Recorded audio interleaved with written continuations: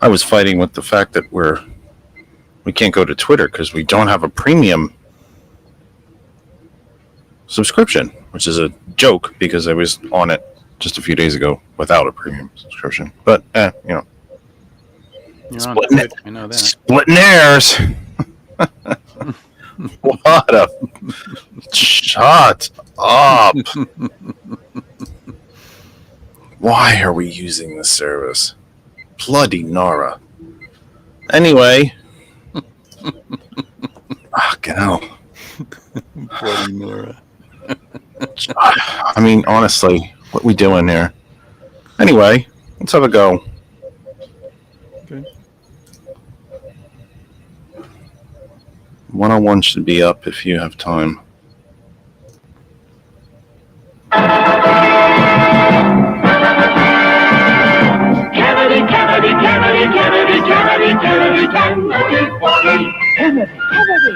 Kennedy.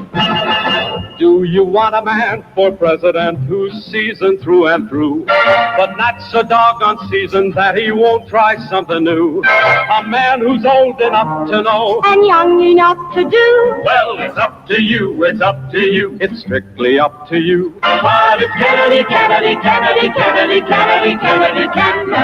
me. Kennedy. Do you want a man with spirit who is not afraid to fight? A man whose record shows that he will fight for what is right.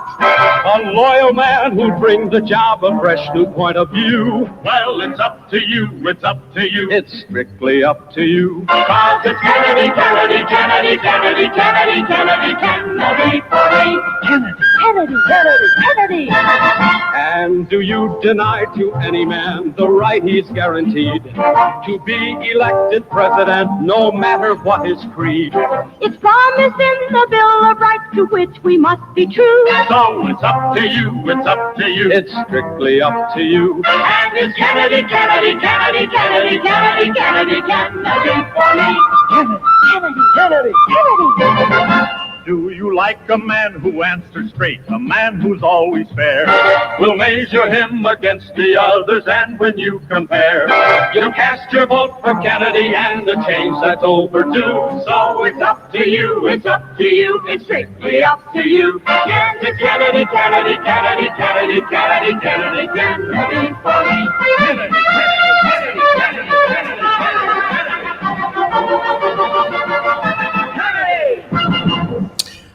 Welcome from my humble second bedroom here in the Saucon Valley, part of the Lehigh Valley in the Commonwealth of Pennsylvania, part of these United States, North American continent, Western Hemisphere, on this planet Earth, the only one we have.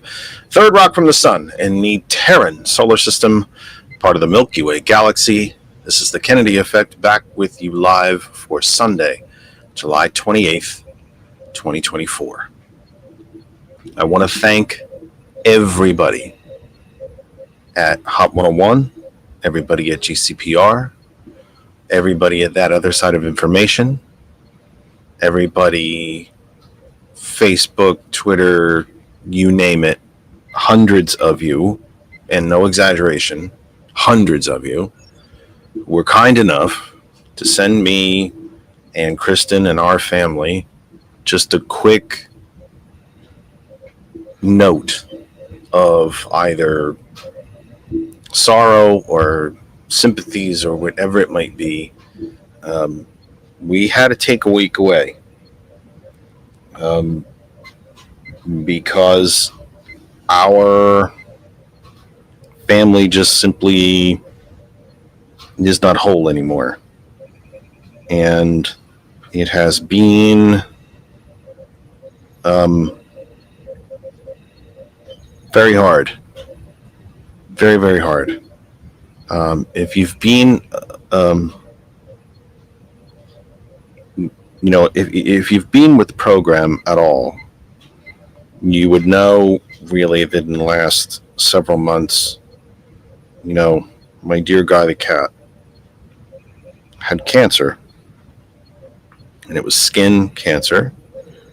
And it was incredibly insidious, very aggressive. And it actually, without trying to be overly graphic, and I mean that with sincerity, began to eat away his face. And we did everything that we could possibly do for him to make him comfortable, to take the pain away, to allow him to be happy. And finally, we even went to see many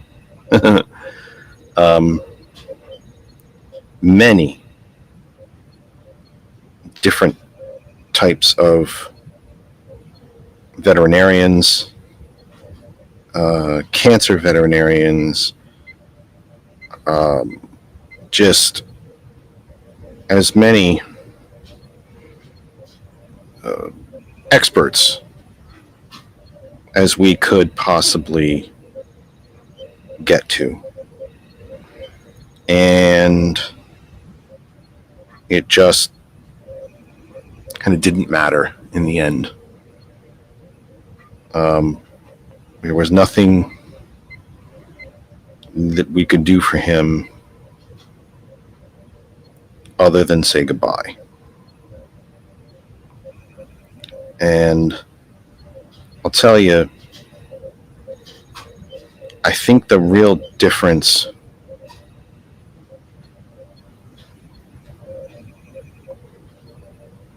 it's not easy to say goodbye to family, no matter whom that family is, no matter how close you may be or not. And let's just be honest, that happens too. But it's just not, it's not easy. And we had to say goodbye. But I think the real hard part is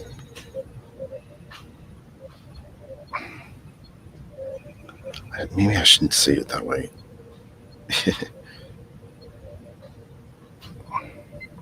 The difference, I think, is that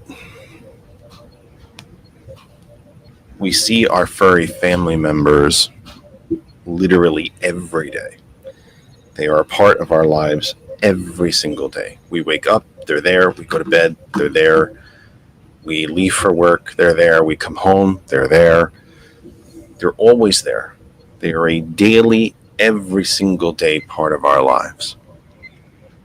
And he was a daily part of my life for 18 years. He saw me through divorce, through medical issues. We moved 3 times in his life.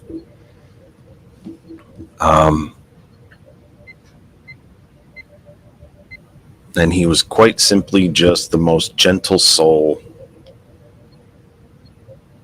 ever. Ever. He was quite simply the purest of souls. And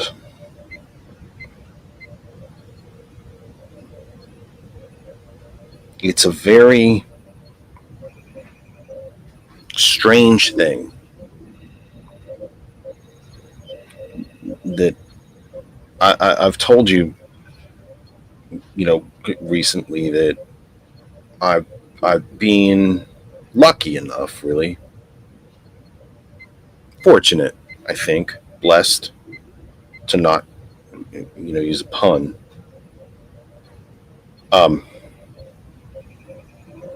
That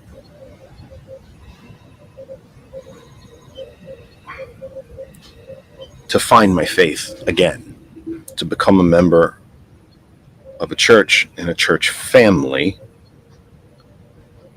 and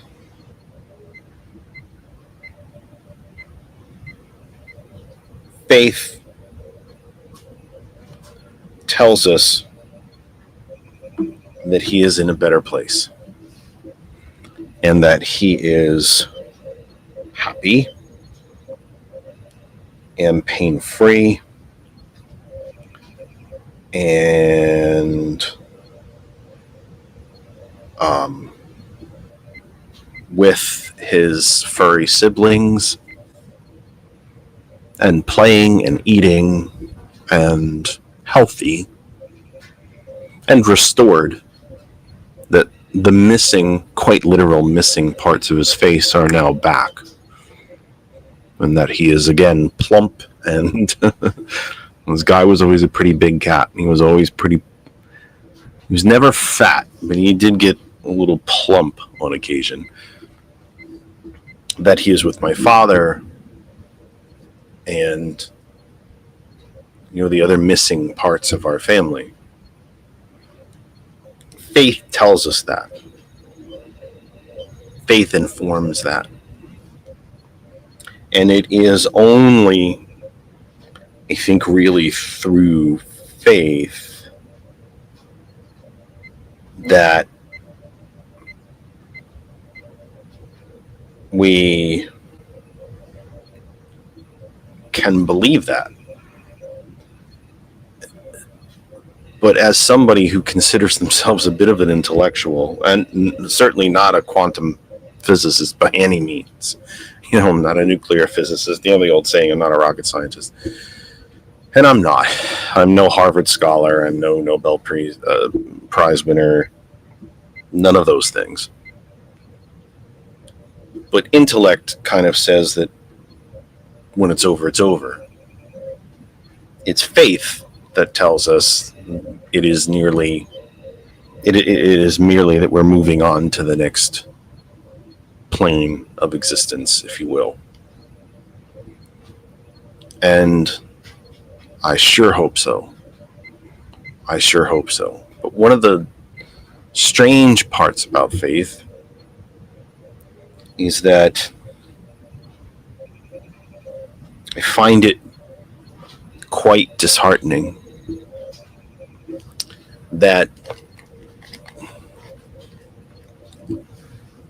these most pure of souls, no hang-ups, no falseness, no maybe a little bit of jealousy, when you're paying attention to somebody else and not them. They don't lie, cheat, and steal. They are not ambitious. It's just strange to me from that very same faith point of view that they should have such shorter lives than us. Humans suck. We're not great. We've done great things. We can be great. But generally we're not great. But yet these souls are. They really are. And I just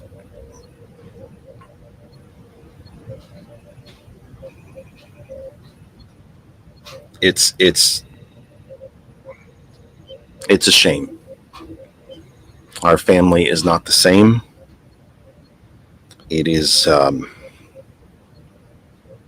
it's very quiet around here. Um, it's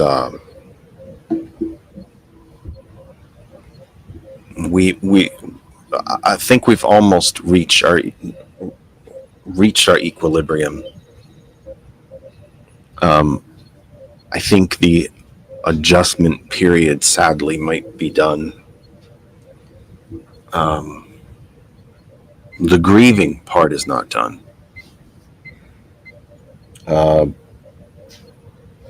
Daisy the dog continues to look for him on occasion. She doesn't really like to go near the cat tower that we have in the window or his bed. She'll take a sniff at it every now and then and realize he's not here.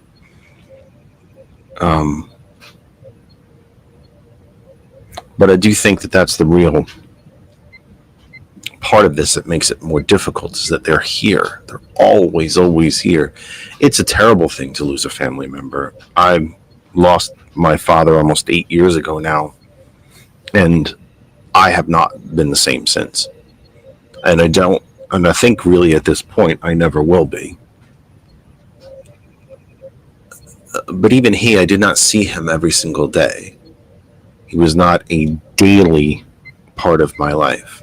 I always knew he was there. I always knew he could be. But he was not, I did not speak to him every day. I didn't visit him every day. Every day I woke up, he was not there. Every time I went to bed, he was not there.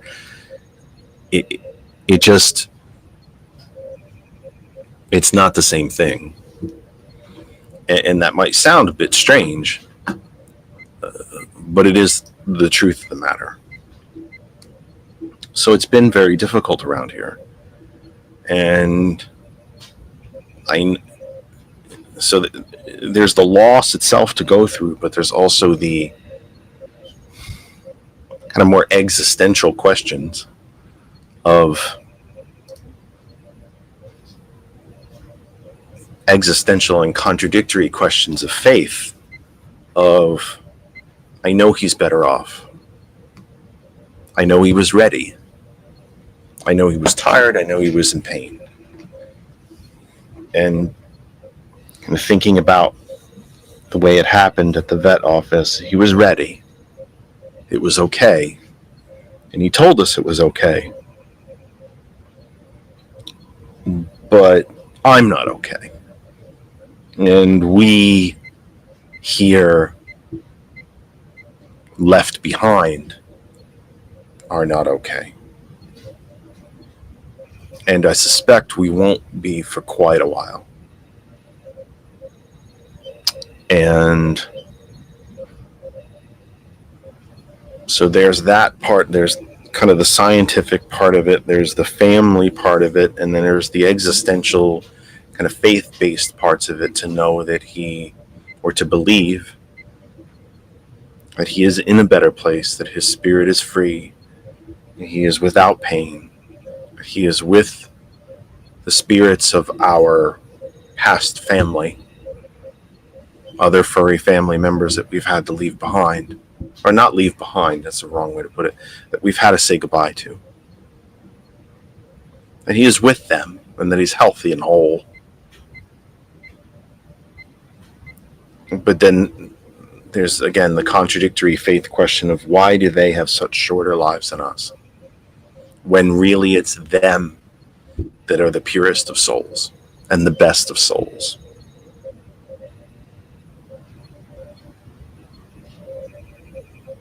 So we just needed some time to just not think about all of this for a while. And I have to say, it was a kind of a welcome break. I don't think I could have sat here with you. Of course, the irony of that is, in this business, that the biggest effing story on the effing planet happened while we were gone. So we'll get into that. But there were literally, I think, several hundred of you on Facebook, at least. I didn't Twitter anything or tweet anything. Tweet anything. I didn't do anything on any of the other social media. I just posted something on Facebook, and hundreds of you saw it and reacted or left comments or left good wishes and sympathies and goodwill, and it does mean a lot. It truly does. It does. It's humbling, and it's kind of reaffirming, kind of faith reaffirming that maybe not a religious faith, but a faith in humanity, that these things do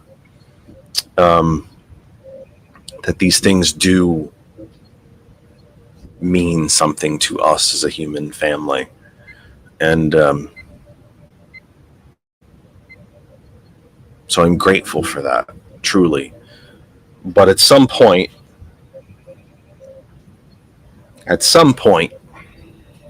kind of have to pick yourself up and get back on the horse. And so here we are with heavy hearts, and we are less whole than we were 8 days ago. And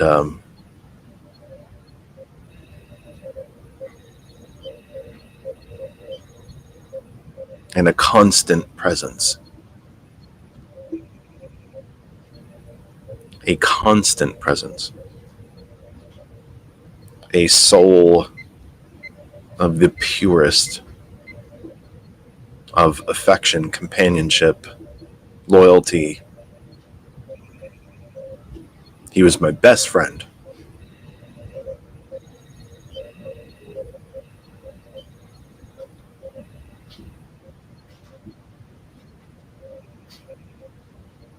And it's not the same. And it's not going to be. And at the same time that I am trying to keep it together here, I'm trying to get back into the groove and get back on the horse, so to speak. And even as deeply, deeply, deeply painful as this is, I would encourage every single one of you to do the very same thing that I did to bring him home. And that is 18 years ago, when this cat showed up on my sister's porch, because she's one of those that feeds the strays. And she said, he needs a home. He's special. He's a very special soul. And she was right.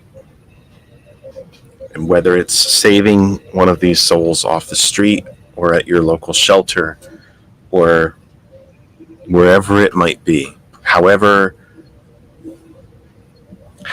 you find each other, Pet Finder or what's the other one? Best Friends, All Best Friends, or bestfriends.org.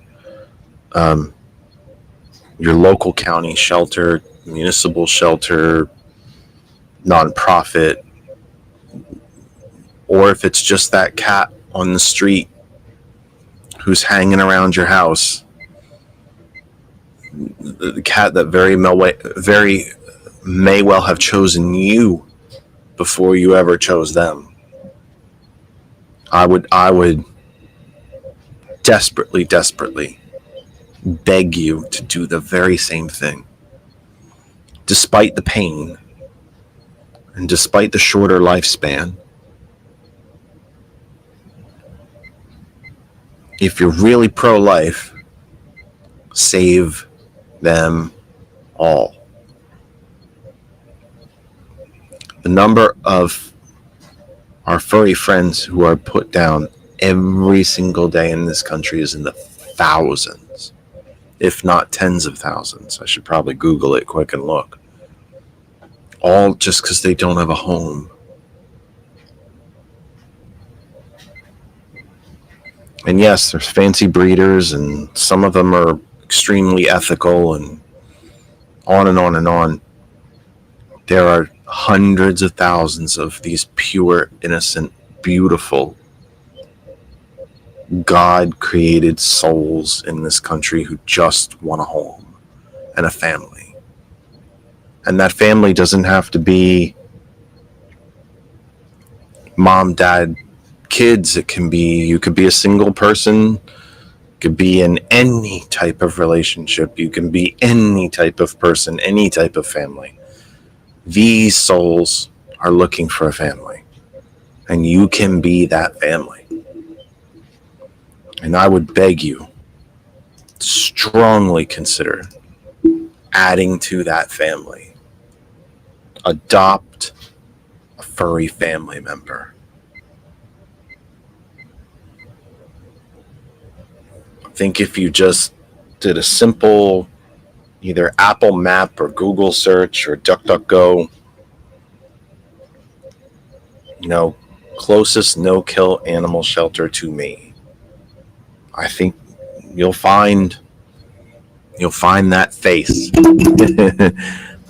those set of ears, that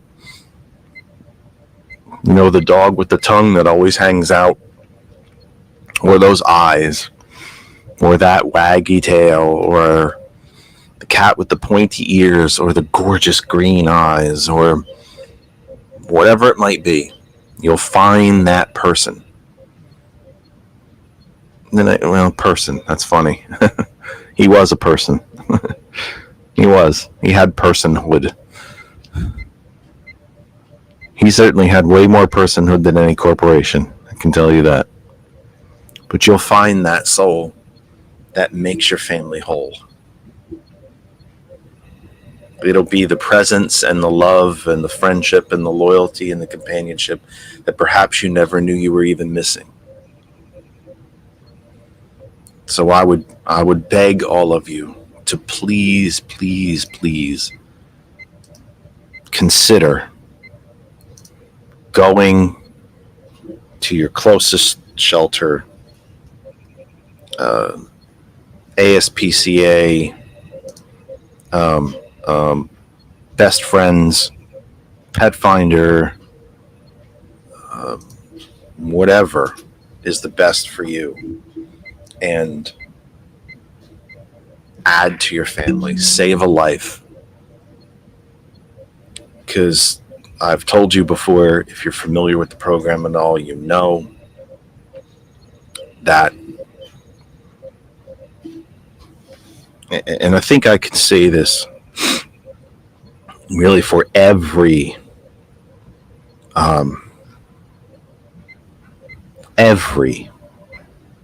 single furry family member that I've had in my life, that they've given me way more than I ever gave them. They've given me way more than I've ever given them. And I would just strongly encourage you to add to your family, save a life, adopt. And especially if you have that stray cat. Dogs don't seem to do it quite as much, but cats tend to adopt you. If you have that one stray cat that's always around your house, and especially if it's always around your house and you don't feed or provide water and it continues to hang around, then that cat has chosen you. And I have every belief in my heart that it will be an invaluable part of your family. Yeah, they scratch things occasionally, but small price to pay for love and loyalty and for building your family and I hope that you'll consider my words. 6:30 Eastern Time, the Kennedy Effect returns. We are back live with you for the 28th of July, 2024. We are on Facebook. We have shared the program to... I forgot, I got stopped at some point, of course. What a shocker. I got stopped. We have shared the program to 101 different places before we got stopped. What a shock. 101. We're on my personal Facebook. My name is right on the screen. Look for it. You can watch us right there. We are live on our YouTube channel, That Other Side of Information. We are live on our Twitch channel and my LinkedIn. Currently, I can't remember everywhere else that we are at the moment. Wherever you might be on Facebook, stay there. Thanks for allowing us to come back into your lives for after, a good 8 days away. In a very eventful 8 days. We'll get to that in a few minutes. Thanks for coming back. Thanks for allowing us to be part of your lives again on this final July Sunday, by the way. How about that for time moving forward? Our final Sunday in July. It'll be August next week. It'll be August on Thursday. Thursday? Yeah, I think it's Thursday. Where the summer is going, I have no idea. And there's so much stuff we haven't done yet this summer that we promised ourselves we were going to do. We haven't been to a ball game yet. We didn't go to amusement park yet. We haven't visited Mr. Kosh at the shore. We haven't gone to a concert. We haven't. But Music Fest is coming, so we'll be festing pretty soon. So wherever you are on Facebook, stay where you are. If you have allowed us to share our program onto your Facebook space, yeah, yours. It's yours, in my opinion. Mr. Zuckerberg owns it, but still, I think it's yours. You created it, so I think it's yours. Thanks for allowing us to be here. We appreciate it very, very much. It means a lot to us. We could not do it without you. We could not be here if you are not there. You can come over to my Facebook, Jeff Kennedy, where I will see your comments and questions. You can drive the conversation, ask me questions, agree with me, disagree with me, yell at me, call me names, or whatever it might be. Teresa was kind enough to drop a sympathetic message, and it means a lot. And I'm grateful to you, Teresa, for saying it. It does mean a great deal to our family. So thank you so much for doing all that. Come to my personal Facebook, Jeff Kennedy. I will see your comments and questions, or stay right where you are. Considering that we are 34 minutes into the program, if you ever miss any of our programs, plural, or any of this particular program and you want to start from the beginning, we are live now on our YouTube channel, That Other Side of Information. Also, as soon as we're done, as soon as we click off and say goodnight to you, that video stays there. It is the best place to catch up with our program, That Other Side of Information on I almost said on on YouTube. George, oh my God, start sending shocks into my chair or something, because I'm losing it. So thanks for that. We are also live on hot101.net. Our name is our web address, but you don't need the web address to listen. You can use it. You go to www.hot101.net. Window opens and boom, you're listening. You don't have to do anything. You don't even have to click on a play button. You are listening. And if you can connect to the internet anywhere, below, on, or above Earth, you can listen to hot101.net. Our name is our web address, www.hot101.net. Desktops, laptops, phones, tablets, Bluetooth it to speakers, headphones, earbuds, Bluetooth it on your car stereo. I just got a car that has Apple Play, which is the most wonderful thing. You can tap on the hot101.net app on your Apple in CarPlay, and it just plays on your car stereo speakers, car speakers, vehicle speakers, I should say. I guess you don't all have cars. Maybe some of you have trucks and SUVs and things like that, or even motorcycles for that matter. It plays right on the speakers. You don't have to do that. How do you get the app, you said? Well, I'm so glad you asked. Apple App Store for Apple devices, Google Play Store for Android, and the TuneIn radio app for all additional types of phones and devices. The TuneIn radio app works pretty much on every device on the planet. Go to the TuneIn app, go up to the search bar, type in hot101.net, and you're listening. Great thing about the apps and the website and all of it, you do not need to establish an account. You don't need to give us a credit card. You don't need a social security number. You don't have to fingerprint, retina scan, give blood, sell your firstborn, take out a mortgage, none of that stuff. You open up the website, you open up the apps, and you're listening. Done. Period. End of story. Very, very simple. Hot101.net. We remain part of the Hot101.net family. To our GCPR family, we will see you tomorrow night. We'll go back on weeknights starting tomorrow from 8 p.m. We are also part of the TCP Media Group. We are live there right now as well. We are live on my LinkedIn, that other side of information on YouTube, 100 plus places on Facebook. Twitter was giving me a pain, and we're on Twitch. That about covers it. Phone lines open, but not working traditionally, which means you can talk to me. But since we don't have any guests, you won't be missing any conversation anyway. It's a very difficult thing to have a conversation with me on the phone and then try to listen on the speaker to any guests or additional folks that you may want to talk to. We will have to. This cord's very caught up. What a shock. We got a couple of cords that are tangled together. Isn't that lovely? Have to do phones the old-fashioned way, gang. We'll hold it up to the microphone. It's the best thing we can do for right now. We have not been able to solve all of our technical problems quite yet, even though we continue to try to work on it. And I think that covers the business end of the program. I would mention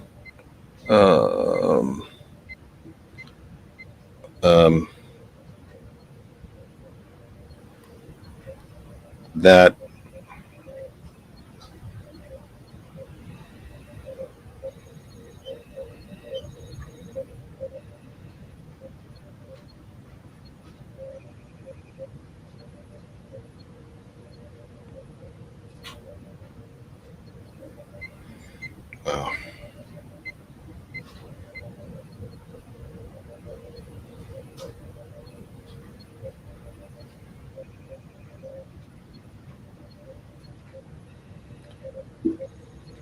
anyway, so that I think about does it. Let's get back to business, shall we?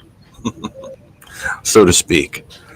Geez, did I miss anything while I was out for 8 days? Gosh.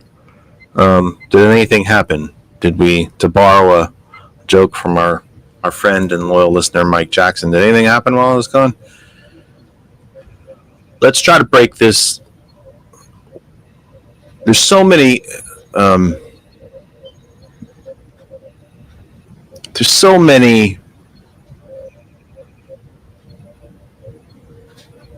ways, so many different angles to look at what is now a completely different presidential race. There's so many different angles to this. There's so many different stories, so many different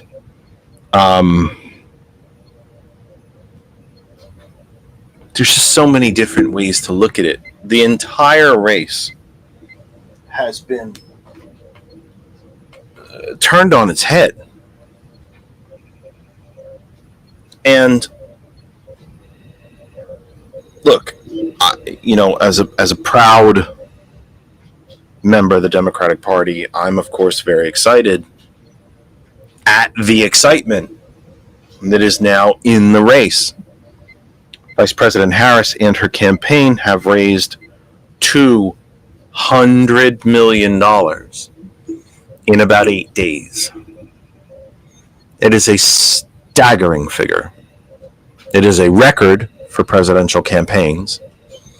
The donations are overwhelmingly, not exclusively, to be fair, but they are overwhelmingly small dollar donations, averaging between $19 and $27, I think, if I recall correctly, seeing reported. And if I have it wrong, as always, you all can drop a comment in the chat and tell me I'm wrong and correct me, and I'm happy to be corrected if I get something wrong. But last reporting that I saw is that the overwhelming percentage of those donations were quote unquote small dollar donations made by individuals between $19 and $27 in monetary value. So to get 200, and again, to be fair, that they're not exclusively small, and from individuals. Unions have donated money, PACs have donated money, and yes, some rich folks have donated money. There's a lot more Republican fascist billionaires than there are Democratic ones, I guarantee you. If there were as many liberal, democratic, progressive billionaires as there were right-wing fascist ones, I'd be making a hell of a lot of money doing this program. Trust me. But I'm not, because they aren't there. So this money is overwhelmingly small dollar. So as a loyal, proud member of the Democratic Party, for all of you rats that don't know how to say it correctly, or that have bought into the, mispronunciation and misnaming of our party, as a proud member of the Democratic Party, I'm excited. I told you on this program the Sunday after the debate disaster, and it was nothing short of disastrous, let's be blunt. Nothing short of disastrous.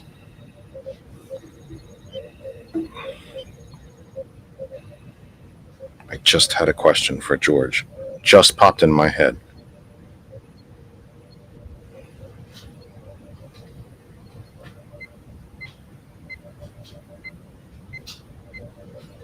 It's crazy.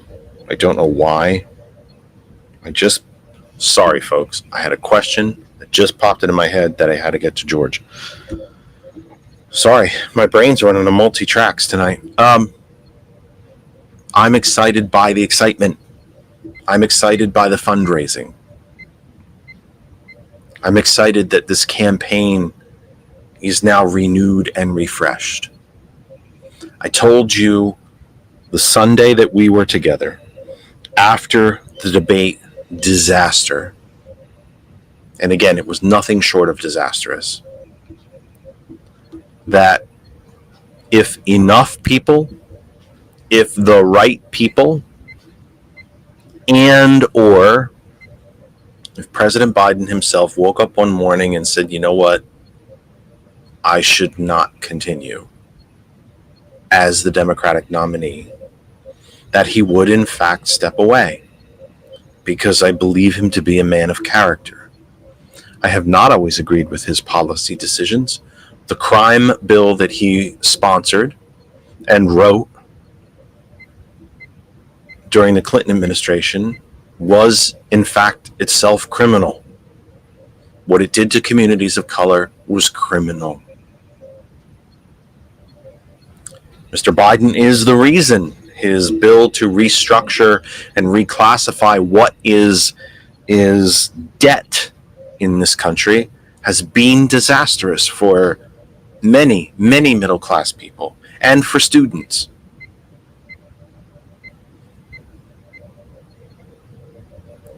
The fact that Louis DeJoy continues to be the Postmaster General is politically criminal.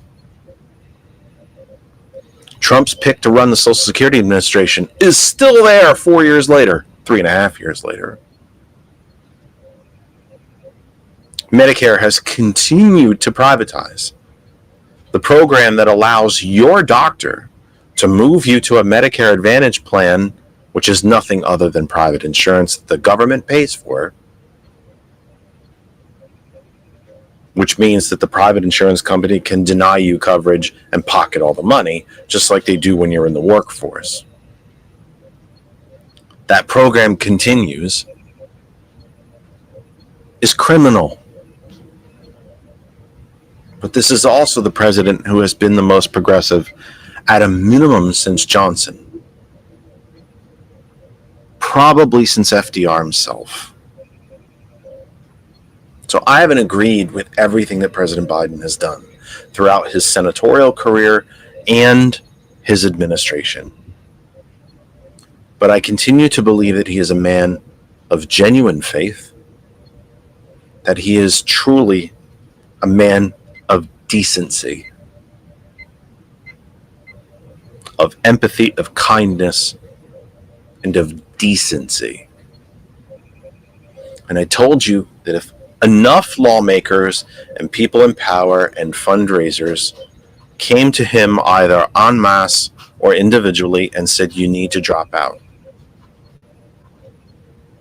and or the right kind of people came to him to say, and when I mean the right kind of people, Speaker Pelosi, Leader Jeffries, Leader Schumer, among others, came to him and said, you need to step aside. And or if Joe woke up in the morning, took a shower, was putting on a suit, tying his tie, and looked in the mirror and said, I need to step out. If he himself came to that realization that he would do exactly that. And that's exactly what happened. We often think of politicians as selfish, and they are. We think of them as self-serving, and they certainly can be. We think of them as having humongous egos, and they do.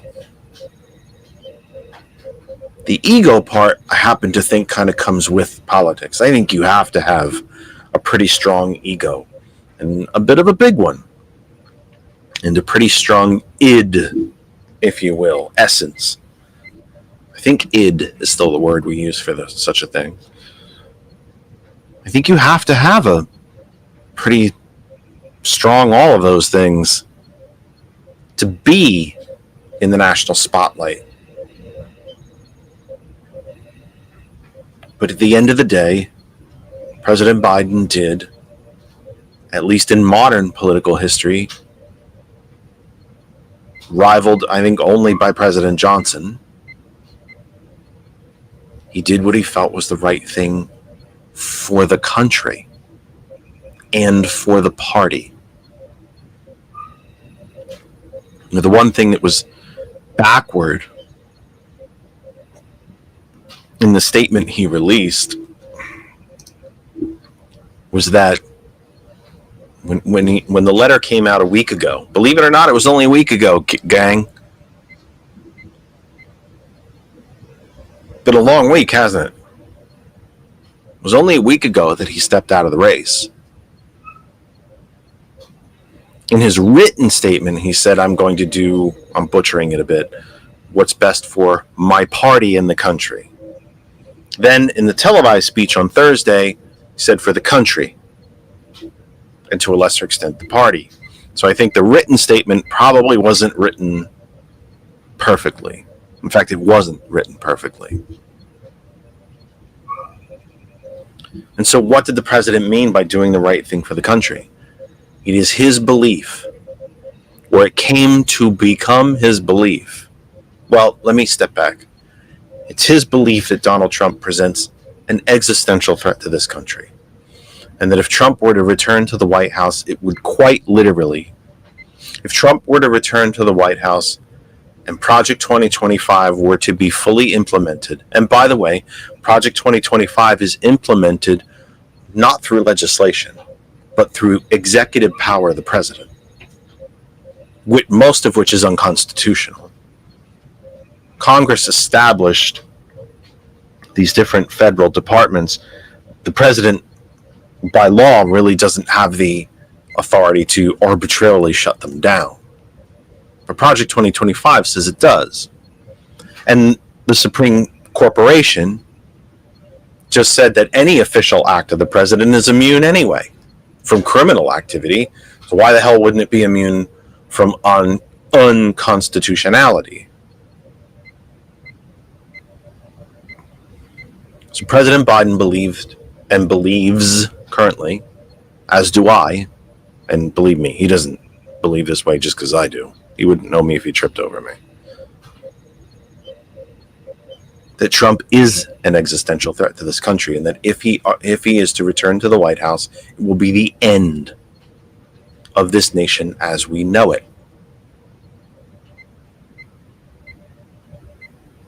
And he believed, or at least came to the realization, that if he stayed in this race, there was a chance that he couldn't win, and that Trump would return to the White House, and did the selfless thing and removed himself from this race to give, in this case, Vice President Harris, a much better chance of winning the White House and keeping Trump out of it, thus preserving the Union.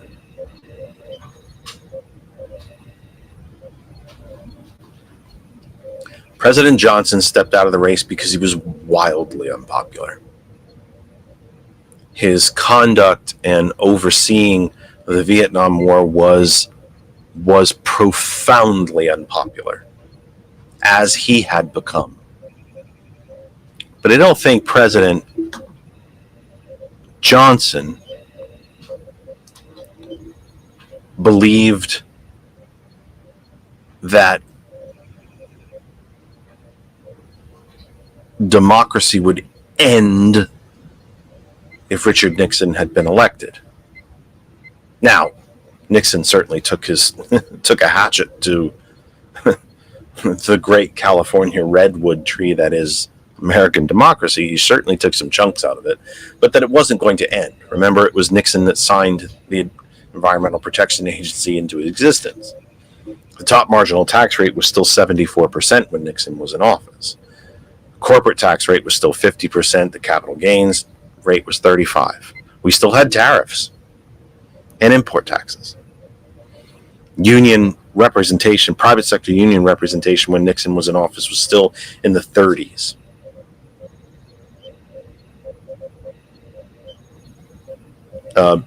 Somewhere in the 35+% range. It was 37.5 when Reagan came to office. So the percentage of workers in this country who were in unions was probably even higher, come to think of it, because it was partially on the decline already when Reagan came to office, before he declared full-scale frontal war on unions. That's a different topic. So I don't think even President Johnson thought the democracy would end if he himself was not returned to the White House. But President Biden does believe that. And I believe it. VP Harris believes it. The entirety of the Democratic Party believes it. Thousands of Republicans believe it. Hundreds of former Republican officials believe it. 40+ members of the Trump administration, cabinet level officials, believe that if the man is returned to the White House, it will be the end of democracy. And so President Biden came to the realization that the best way to defend democracy is for a different person to carry the Democratic Party banner into the general election cycle, which we're already in, by the way. There's 100 days from today is November 5th. It is a profoundly selfless act for a politician to say, I'm not the best person for this. It is a profoundly selfless act in a business that is rarely, if ever, selfless.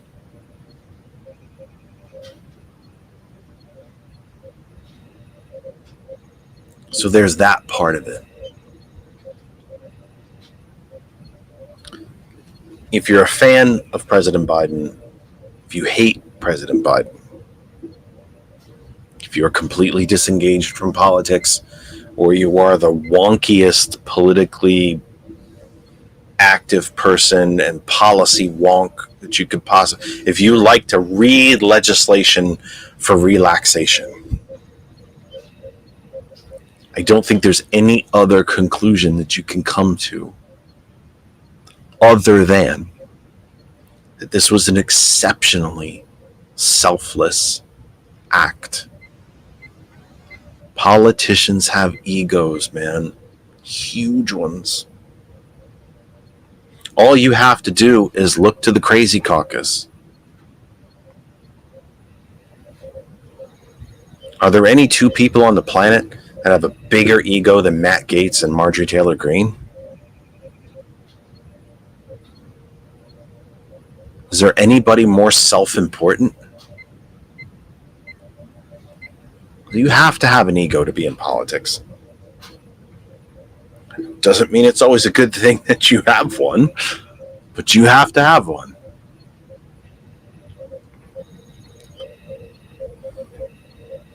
So the president came to the realization that I told you he would come to.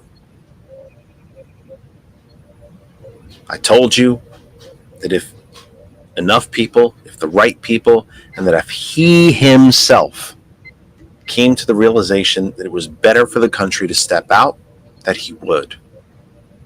And he did. Now, the entire Biden campaign apparatus has been turned over to Vice President Harris. The interesting thing,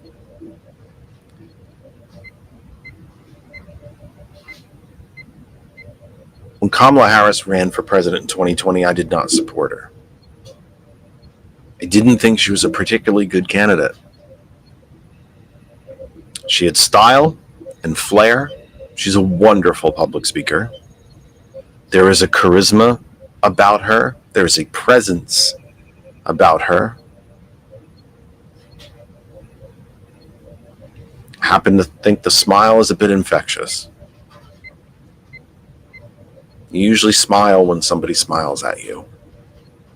Same way when you see somebody yawn, you yawn. Even when you're not tired, it's kind of contagious. When somebody smiles at you, says hello, says thank you, it's kind of contagious. But in 2020, I didn't particularly think she had a very clear set of policy reasons for running. She ran because she could. But she has been, by all accounts, a full partner with the president in the passage and implementation of his agenda. Often working with Republicans that even Joe Biden couldn't reach. Republicans that she served with that he did not. Her platform is now his platform. Or his platform is now hers. I think it did that backward. And by the way, there's nothing wrong with that. And there's nothing wrong with her running on his record because she was there for the entire thing. Scam call, I get lots of them. I think I'm averaging about 24 a day. God bless Apple for creating that.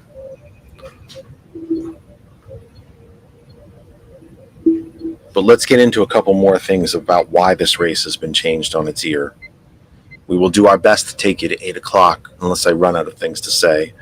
and there's no calls and no comments and whatever, I'll try to get you to 8 at a minimum. I'll try to get you to 8. Our airtime, of course, is until 9. I will try to get you at least to 8 o'clock. Let's go over some of how this race has changed. After this, it is 7:01 Eastern Time. We have entered the second hour of the Kennedy Effect, back with you live the 28th of July, 2024. We have missed you. We desperately needed the break. We desperately needed the break. I arguably still really need the break. But you got to get back on the horse at some point. You got to get back in the chair. And you have to press on. No matter how devastating the losses are, you have to push on. So it was time to push on. So we're back here with you. Very honored and humbled and happy to be back with you. The Kennedy Effect is live with you for the 28th of July, 2024. It's now hour 2, 7:01. We are on Facebook Live on my personal Facebook. My name's right on the screen. We, of course, are on our home group Facebook page for all things surrounding the Kennedy Effect. The name of the group, of course, is That Other Side of Information. We have shared the program to 101 different places. We always encourage you, of course, to listen, like, share, comment, ask questions, call, all of it. You can do all of that. It is a great help to us to continue to share, expand, and grow the program. So we invite you as well to share. If you're coming to us from Facebook, as it appears most of you are, so far, there was a YouTube comment in there somewhere. Please share the program to wherever you might find it appropriate, and maybe even some places that it's not. And I will continue to try to finish my sharing to see if I'm still blocked. God knows, I'll probably be blocked till, I don't know, sometime after, probably be blocked till November 6th. Would make sense. So there's that. That said, George is telling me my screen is frozen. I can see myself moving just fine, which is interesting. That's very, perhaps Facebook is taking its revenge in some other way. I am looking. No, I'm moving on Facebook. I don't know. Maybe somewhere else I'm frozen. I don't know. I just happened to check Facebook quick. I'm in motion. I don't know. Can't quite say what's going on there. Surprise! I can't quite say what's going. No way. Tech's not working. Oh, I can't believe it. Oh, thank God I'm sitting down. We are also on hop101.net. Our Sunday program remains on hop101.net. Our name is our web address. You can go to our main website and listen, but you can also use our apps. Apple App Store for Apple devices, Google Play Store for Android, and the TuneIn radio app. Any type of device that you can think of that can connect to the internet can listen to hop101.net. Desktops, laptops, tablets, phones. You can Bluetooth it to speakers, to headphones, to earbuds. Bluetooth it on your car speakers. Use Apple CarPlay with the Apple app and play it through your car or truck or motorcycle or whatever, RV, whatever you might have as well. And of course, you can tell Alexa to play hop101.net. We are on the TCP Media Group on Facebook as well. And a big shout out to our GCPR family. We return tomorrow night to the airwaves at GCPR for TKE Tonight, tomorrow night, Monday from 8 p.m. I think that's everything. The phone line is open, by the way.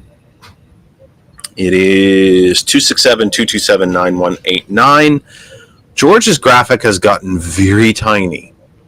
So I'm going to have to think of a way to get the phone line on the screen. It is behind me. Wait, let me do the weatherman thing. It is behind me. Hopefully you can see it. It is 267-227-9189, 267-227-9189. We will have to do phones the old-fashioned way, kids. Hold you up to the microphone. However, since it's just you and I, it should be fine because we can talk on the phone. You'll hear it on the phone. Everybody will hear you. George is here, as you can see on screen. It's always a better program when he is. I'm always just more comfortable when he's here. I just feel more secure and I feel better about the program when George is here, and I'm thrilled that he is. It's not the same program without him. So let's get into, as we enter hour 2, let's get into how this race has now changed. Again, there are countless ways that this race has now been turned on its head. And you're already starting to see now some separation in the polls. While the polls are still within the margin of error, the separation between the two candidates is now growing. Whereas President Biden was down by 2 points, a point, maybe even or ahead a point in some of these states, the VP is ahead by 2. In most of the battleground states, not all. That's a big swing. Some of them, I've even seen 3-point separations. Now, that's still within the margin of error.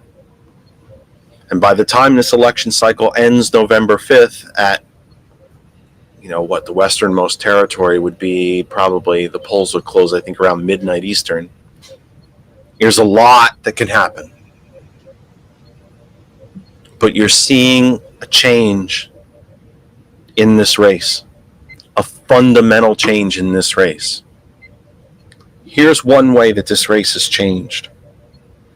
And I'm kind of doing this a little bit in reverse.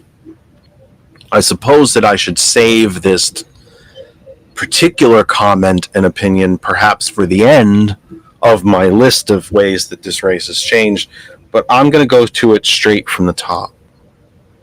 It's my old man get off my lawn moment. To all the young folks out there, first-time voters,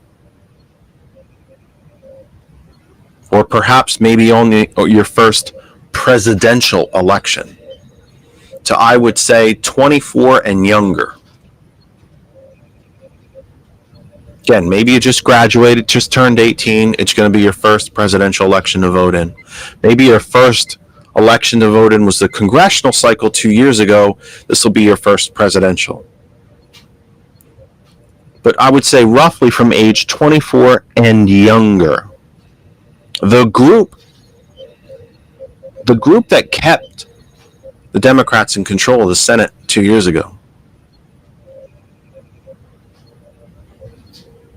The House only flipped because a dozen seats are literally gerrymandered for Republicans.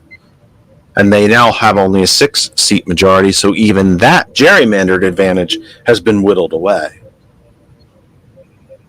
Here's my kind of grumpy old man, get off my lawn, Scooby-Doo, you meddling kids kind of comment.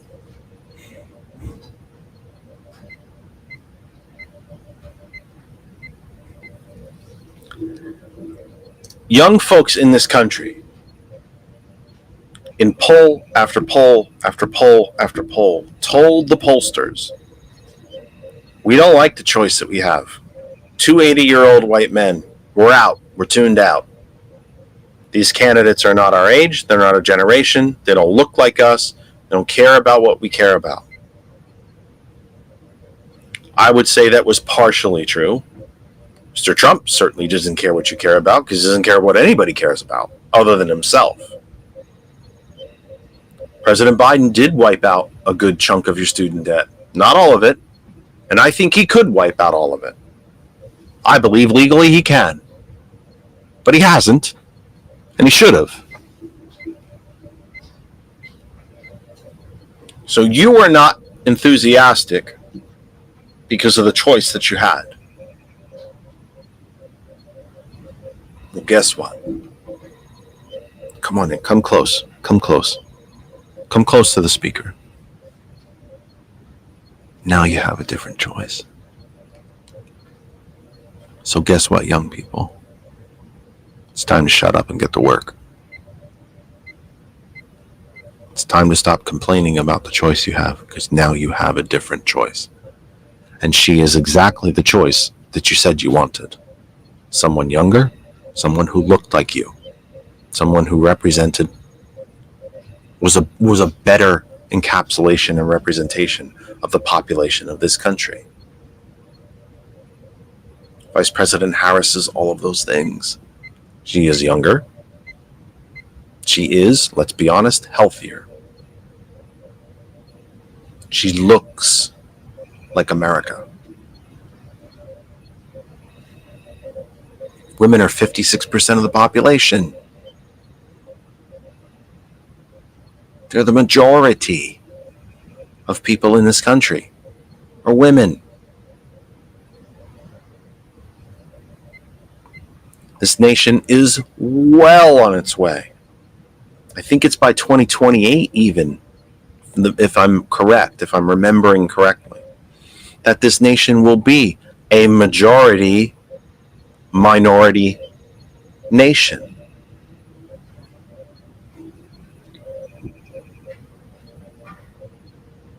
So she is what you were asking for. Now you have to go get her elected. So to the young folks, and as I mentioned earlier in the program, that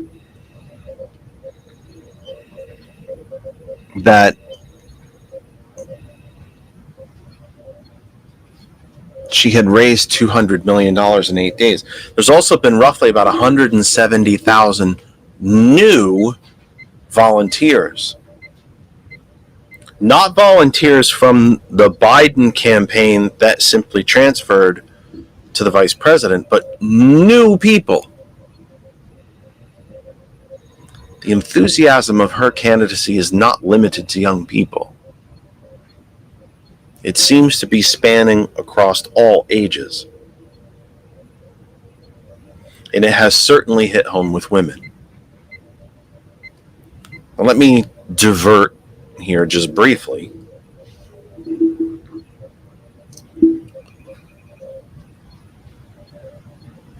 If you are a senior,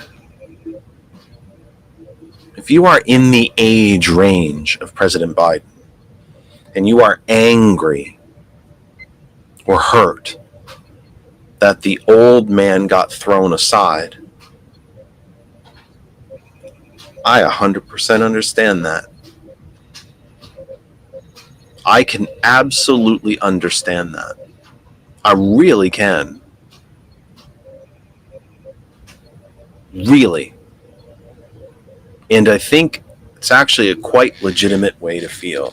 Not that you need me to tell you how to feel. And it's not my position to tell you what's legitimate and what's not about how you feel. That's your personal thing about your own feelings. I happen to think it's a very legitimate way to feel. That the old guy got thrown aside. He did a bunch of what we needed. We're done with you now. And you are now relegated to the dustbin of history. I don't think it was that. I don't. I think it was a contributing factor. Yes. When you watch President Biden walk, it doesn't look good. It's rough. He got COVID at 81. He was the stutter that he had controlled for so much of his political life seems to have returned. if you can argue that it really ever went away. It wasn't a good look. One thing I will say in the president's defense that I continue to be pissed off about. President Biden is 81 years old. 81.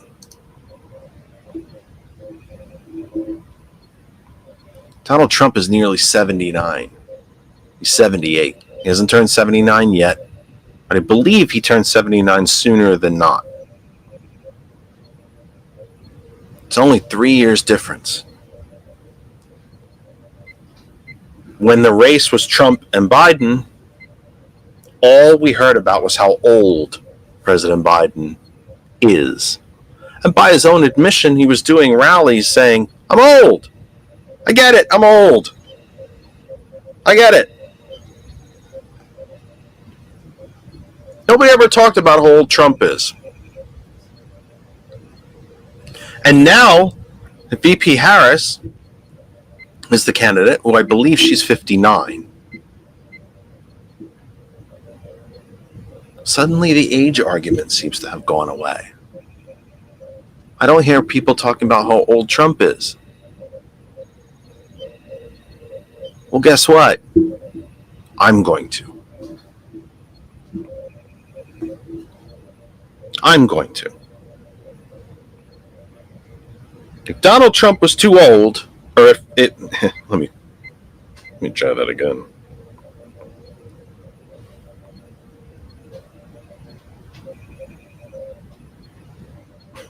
Let me try that again. That went wrong. She is 59. I got it right. Woo. Got one right. If Joe Biden was so damn old,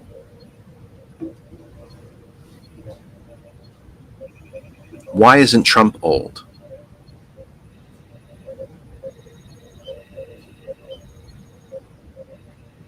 If this whole story was that Joe Biden was old and feeble and couldn't go on because he was 81, Trump is 78. He is running for a second term at the age that Ronald Reagan left office. Trump is the oldest person ever to run for the presidency. Suddenly, the age argument seems to have faded. Well, it's not fading here. He is old, and he is not healthy. You can't drink Diet Coke and eat McDonald's 3 times a day and be healthy. And by the way, it's by his own admission going back to 2016 and the people closest to him, that's pretty much all he eats. He drinks Diet Coke and he eats McDonald's every day. He is morbidly obese, you can see it.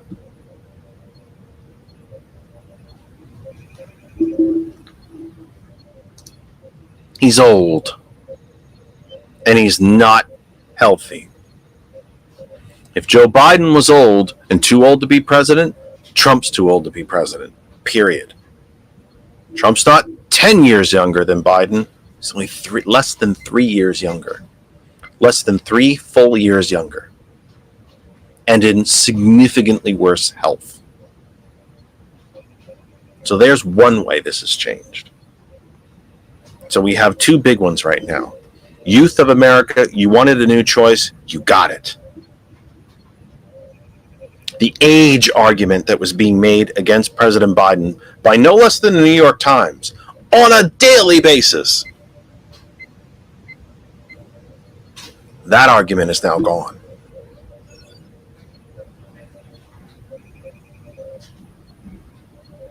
VP Harris is 19 years younger than Trump and in vastly better health. Here's another way this has changed.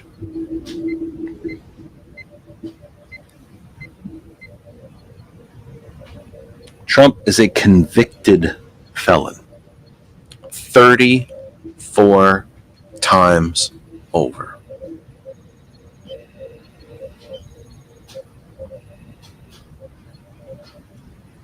He is a fraudster. Trump University, 9/11 charity, Veterans charity, Build the Wall charity, all of which he stole the money from.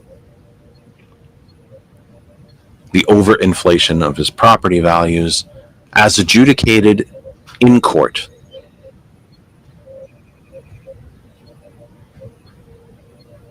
The judge in the E. Jean Carroll defamation suit came to the legal conclusion that he had, in fact, raped E. Jean Carroll.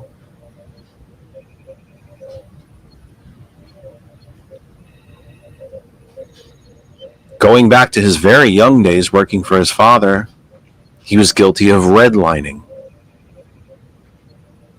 If he did show an apartment to an African American, he'd redline them that they wouldn't get they'd pick somebody else from the pile of applications and give it to a white family instead of a black family.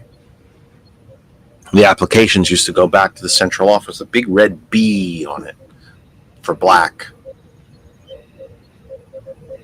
And just, wow, suddenly they wouldn't get the apartment. It's called redlining. He's guilty of it. He is now going to stand, well, if he grows a set and actually lives up to what he's been spewing about I'll debate anytime, anywhere, and as many times as we want. Trump campaign, of course, is now backing off of their commitment to debate because they don't want to debate VP Harris. Because a convicted felon would have to stand on a stage next to a prosecutor.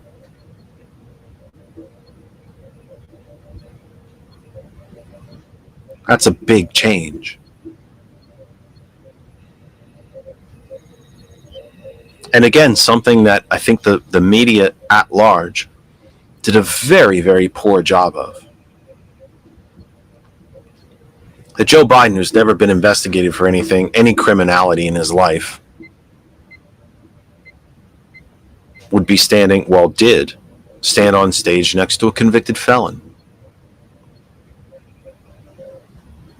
And the only reason that Trump has not faced more criminal litigation is because his hand-picked judge in Florida created law to dismiss a case, which is under appeal, by the way, so that case hasn't gone too far. His hand-packed Supreme Corporation created law out of whole cloth in the immunity case. It's the only reason he's not facing even more litigation.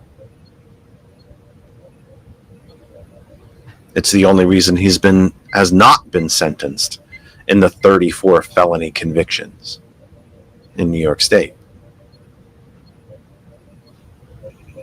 So now picture that debate stage. Old and younger. Criminal prosecutor. How else has this race changed?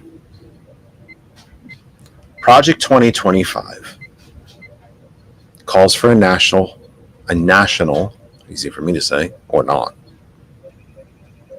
a national abortion ban. For all of his denials that he is involved in any way with Project 2025, the Project 2025 is about 940 pages long. It is a fascist manifesto.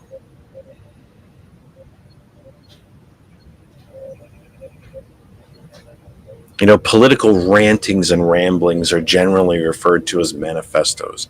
Mein Kampf was a manifesto. Ted Kaczynski, I'm forgetting the Unabomber, wrote a manifesto. These long, kind of diatribe-ish political ramblings are generally referred to as manifestos.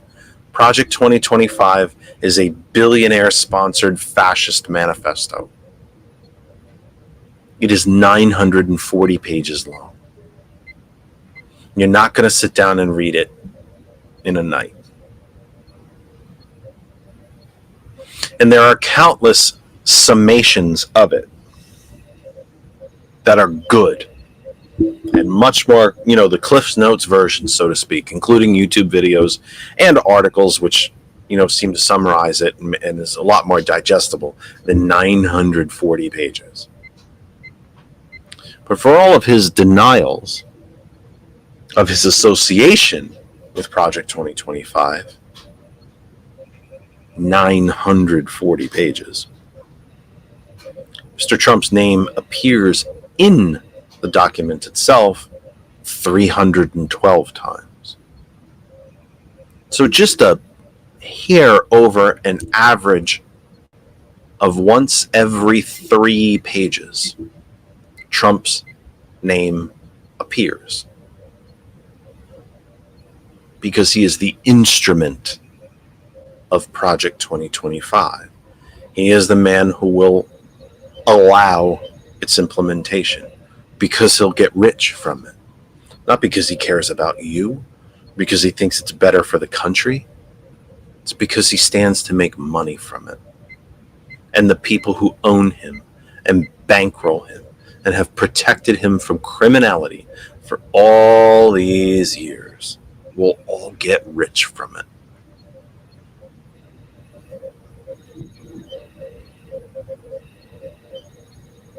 Mrs. Harris, VP Harris, has denounced, decried,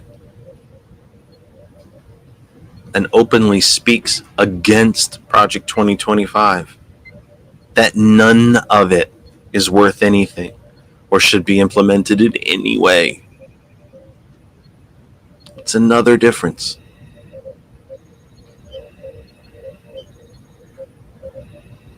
When the VP stands on stage, just as President Biden did, and say, this is the end of democracy if he gets back in the White House. Project 2025 calls for a national abortion ban. There are also other passages in it that not directly, but also not so vaguely, refer to the fact that women will no longer allowed to have credit cards, bank accounts, money of their own. They would be returned to a status that everything that is theirs is actually their husband's.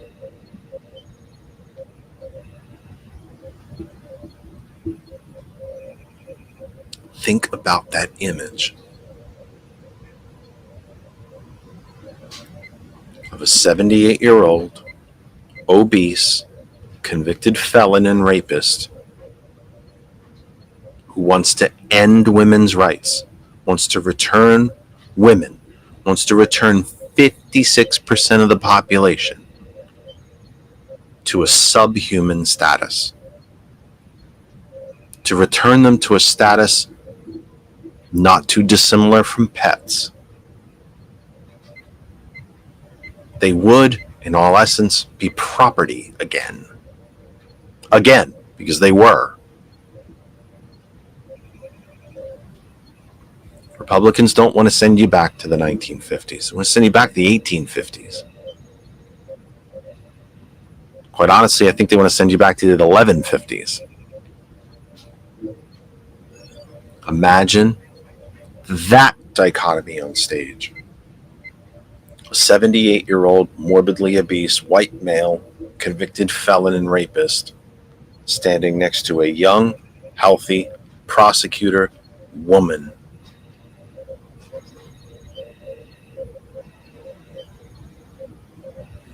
This entire election has been turned upside down.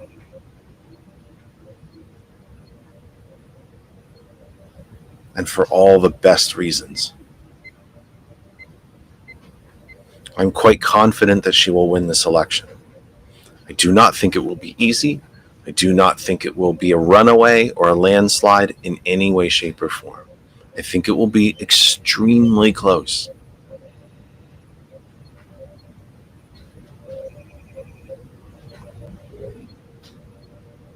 I think it will be extremely close.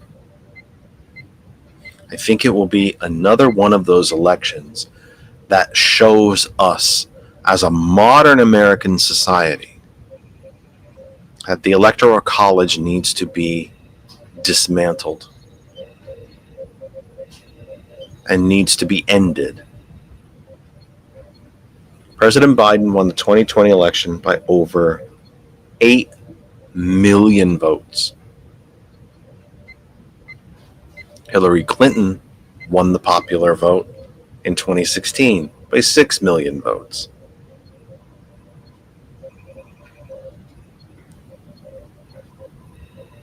But the vote difference in the major battleground states, which swung the Electoral College for President Biden, was only 110,000 votes between Pennsylvania, Wisconsin, Arizona, Michigan, North Carolina, Georgia.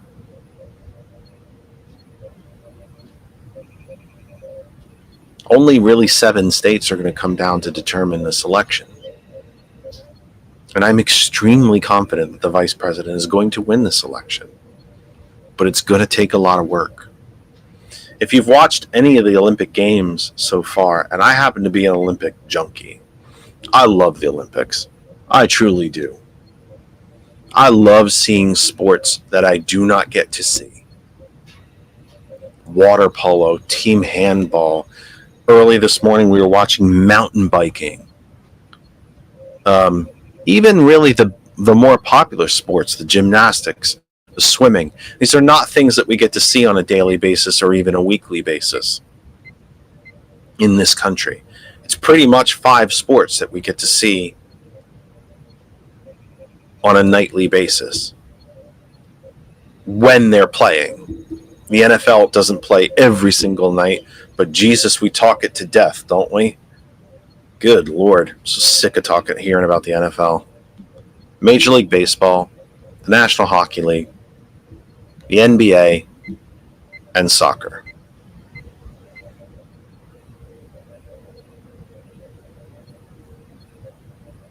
So there's all these sports that we don't get to see. I happen to be an Olympic junkie. I love it. I love the pomp and circumstance of it. I love the pageantry of it. I love the opening ceremonies. I love the stories that are told by the home nations. I love the stories that are told of the athletes who are internationally famous, except in this country because they're sports that we don't pay attention to. I love to see the stories of the athletes who have no chance whatsoever to win a medal, but they go anyway, and they are allowed to represent their countries, the same as the most famous, richest athletes who are all fighting for medals. These athletes who are just not in the same class, but still represent their nations as Olympians and are so proud to do it that they're generally moved to tears. I love all of it. If you've been watching the Olympics, there's been an awful lot of Harris attack ads. No pro-Trump ads. Ads attacking Harris paid by Trump or his PAC or Coke related. The Make America Great Again PAC has paid for a lot. American Action, which is a Coke arm, has paid for a ton of them.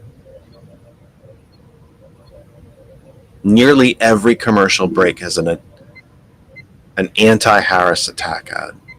I don't see any pro-Trump ads. And all these attack ads are very similar. Many of them lie. But they're all very similar. And this is my next on the list of differences in the way that this race has changed. All the ads are basically the same. Be afraid. Be very, very afraid. Brown people are coming to kill you. And take your jobs, and take your health care, steal your children and eat them, turn them into vampires. The sun is going to be blotted out. The water will turn to blood, locusts and plagues, and they're all the same. Be afraid. Be very, very, very afraid. The relatively few pro-Harris ads that I have seen tend to be about something very different.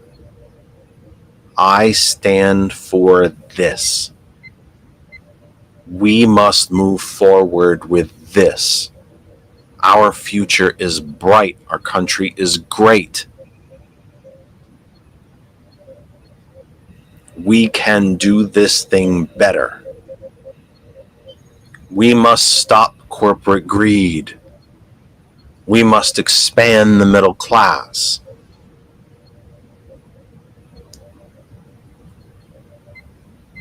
Not even be afraid of corporations. But the message, we know what the corporations are doing to us, and we can stop it.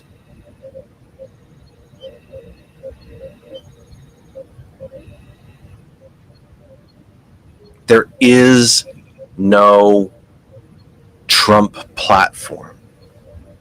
He doesn't care about such things. He said in 2016, I'll be the first man to make money as president. And he did. Roughly $1 billion. Between the sheer money that he raked in through his own properties, because all the foreign entities wanted to stay at a Trump hotel so they could curry favor with the president, to the stolen documents that he sold,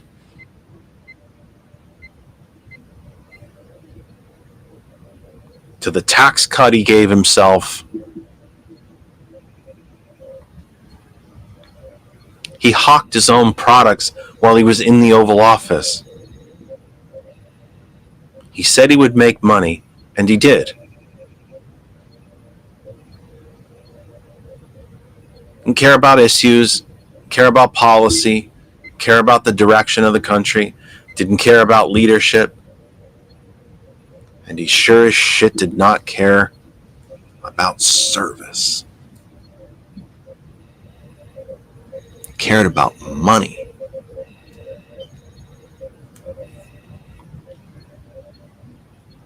And it's still pretty much all he cares about. I don't think deep in his heart, if he has one, Mr. Trump gives too much of a shit about a national abortion ban. If you listen to his statements from when he was still a quote-unquote businessman in New York, he was actually quite socially liberal. Fiscally, very much of a conservative. He wanted tax cuts because he didn't want to pay taxes. That's why he was found guilty of fraud, so he didn't have to pay taxes. That's why he declared bankruptcy 4 times over, to avoid taxes. But socially, he was always very liberal. Women deserved a right to privacy. They deserved a right to reproductive health care before we even called it reproductive health care. They had a right to determine what they did with their own bodies, according to Trump himself. When gay marriage was a big issue in this country, he said, let them get married. What do we care? They're not hurting anybody. Let them get married.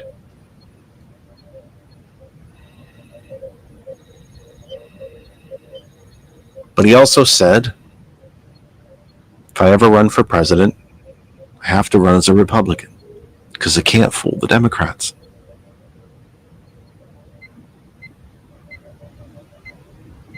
He doesn't care about any of this stuff deep in his core.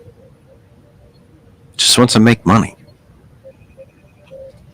The difference between now in 2016 and 2020, I guess you could say, is that now he knows how the office works.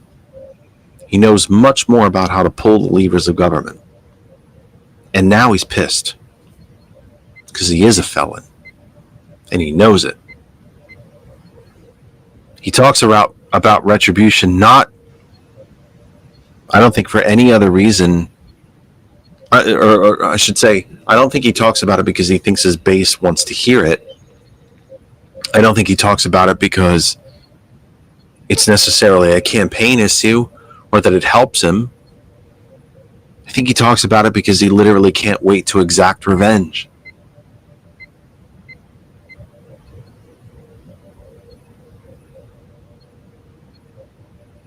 He's talked about killing General Kelly for saying that he's unfit for office.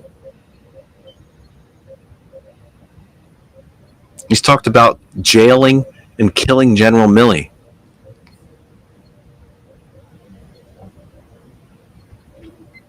Mass deportations. Even though net immigration is now lower than it was when Trump left office, deportations are now higher than when Trump left office or was forced from office. He's talked about putting Democrats in concentration camps. Perhaps I'll see some of you there.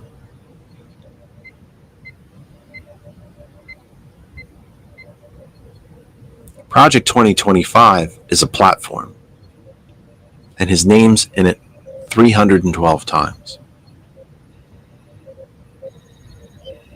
But when he says in public, I don't know much about 2025, I kind of actually believe that that's probably true because he doesn't read. By all accounts, he doesn't read anything. That is the platform.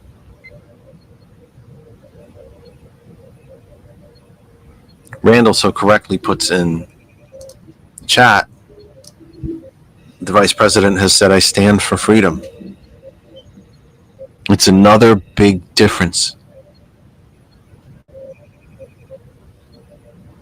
President Biden, Vice President Harris have said over and over and over and over again, if you disagree with me, tell me. Let's talk about it. Let's negotiate. Let's work on these things together. Trump has said, you cannot disagree with me. You should be in camps. You should be shot. You should be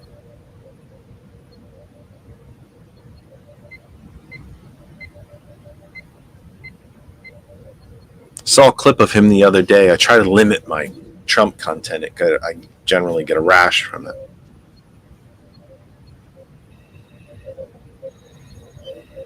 But at one of these ridiculous rallies of his, I think this one is in Michigan, these unhinged stream of consciousness that he spews.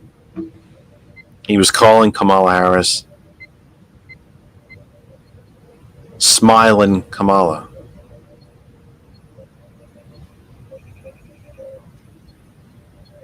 Wow.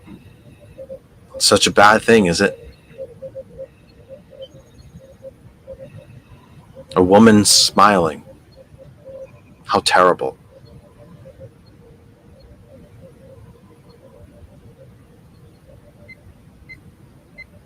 Interesting. Mr. Nickname, who belittles everyone but him with his little jabs, Lion Ted, Little Marco. And then, of course, they all bend the knee.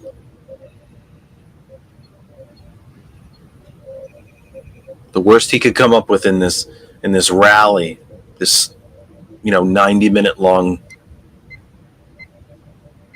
word vomit of hate, was smiling Kamala.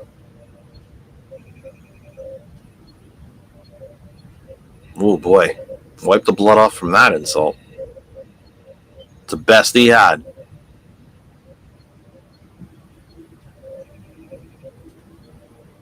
But this entire race has now been turned upside down. And the differences could not be more stark. It could not be more drastic.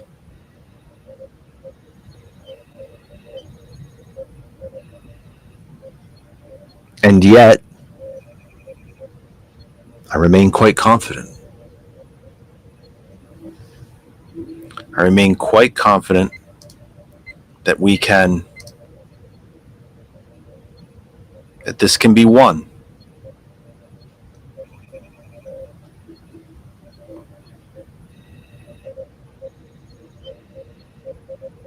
I'm really quite confident that this can be won.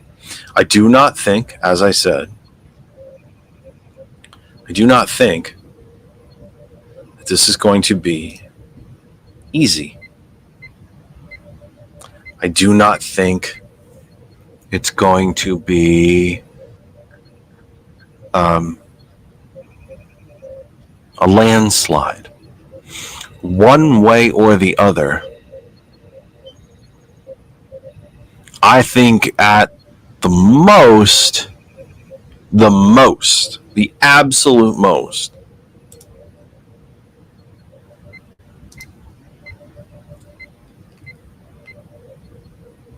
it could be maybe a 5-point win for the vice president. In this modern time, that's a lot. That's a lot.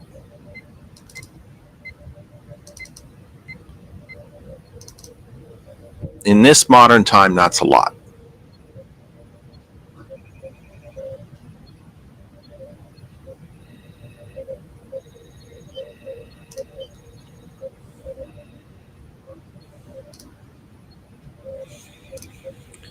But I'm confident. I'm confident. I think we're okay. I think we will be okay. I think we got this. If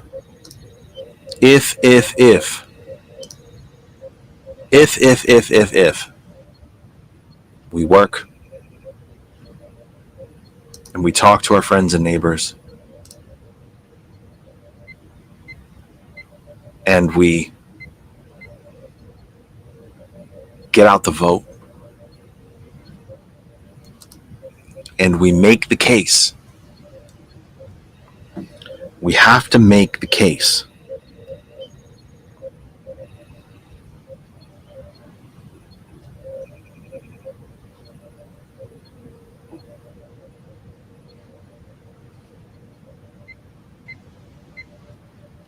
This is not going to be. Democratic voters are just not that simplistic. That they'll just pull the lever. Democrats fall in love, Republicans fall in line.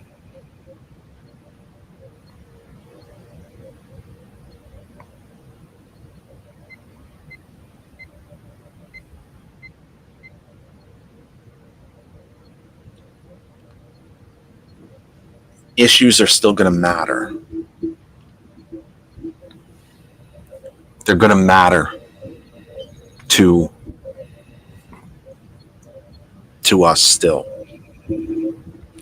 But even with all of the vast contradictions, very, very stark contradictions between the vice president and the ex-president,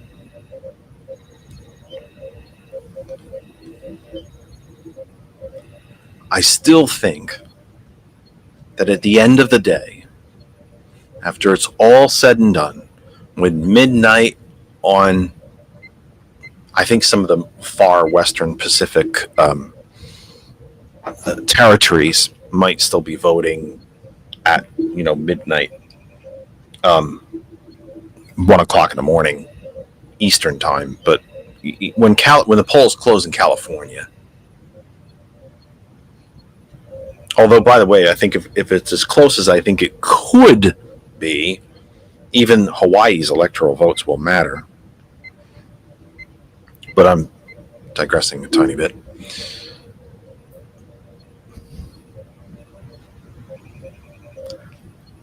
When we look at Project 2025, well, I should back up. Let me take Project 2025 out of it. When we discuss with our friends and family, when we discuss on this program with our neighbors, perhaps with fellow people that we were involved with inside the Democratic Party or in the Republican Party,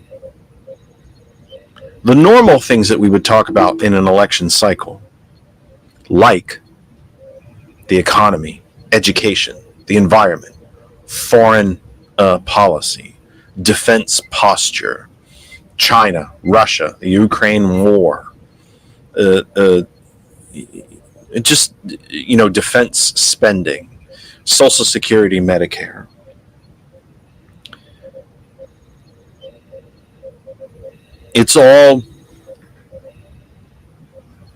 Those are all important things. But when you take into account Project 2025, Trump, even with the vice president, who is now the presumptive Democratic nominee, the baseline issue still comes down to the essential question of this election cycle. Will this be just the next in a series of elections, or will it be the last? That's what it comes down to.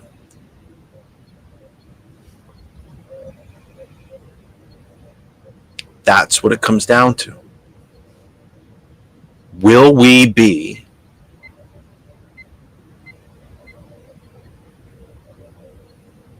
continue to be a democracy when we wake up on November 6th?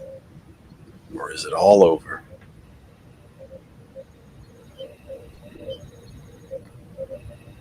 That's what it comes down to. You can kind of remove the idea that the vice president is now the presumptive nominee. Whether it was President Biden as the nominee, Vice President Harris, Senator Cory Booker, Gavin Newsom, Gretchen Whitmer, Beto O'Rourke, Bernie Sanders, Elizabeth Warren, any one of probably 50 Democrats that I could name. And in the way that every single one of those individuals would change the face of the race, the essential question is still the same. Is this going to be our last election? Or just the next in a series?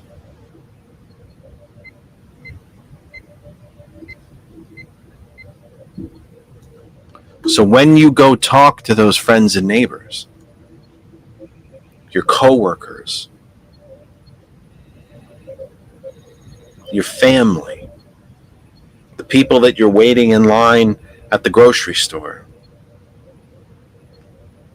the person that you might be sitting next to on a flight.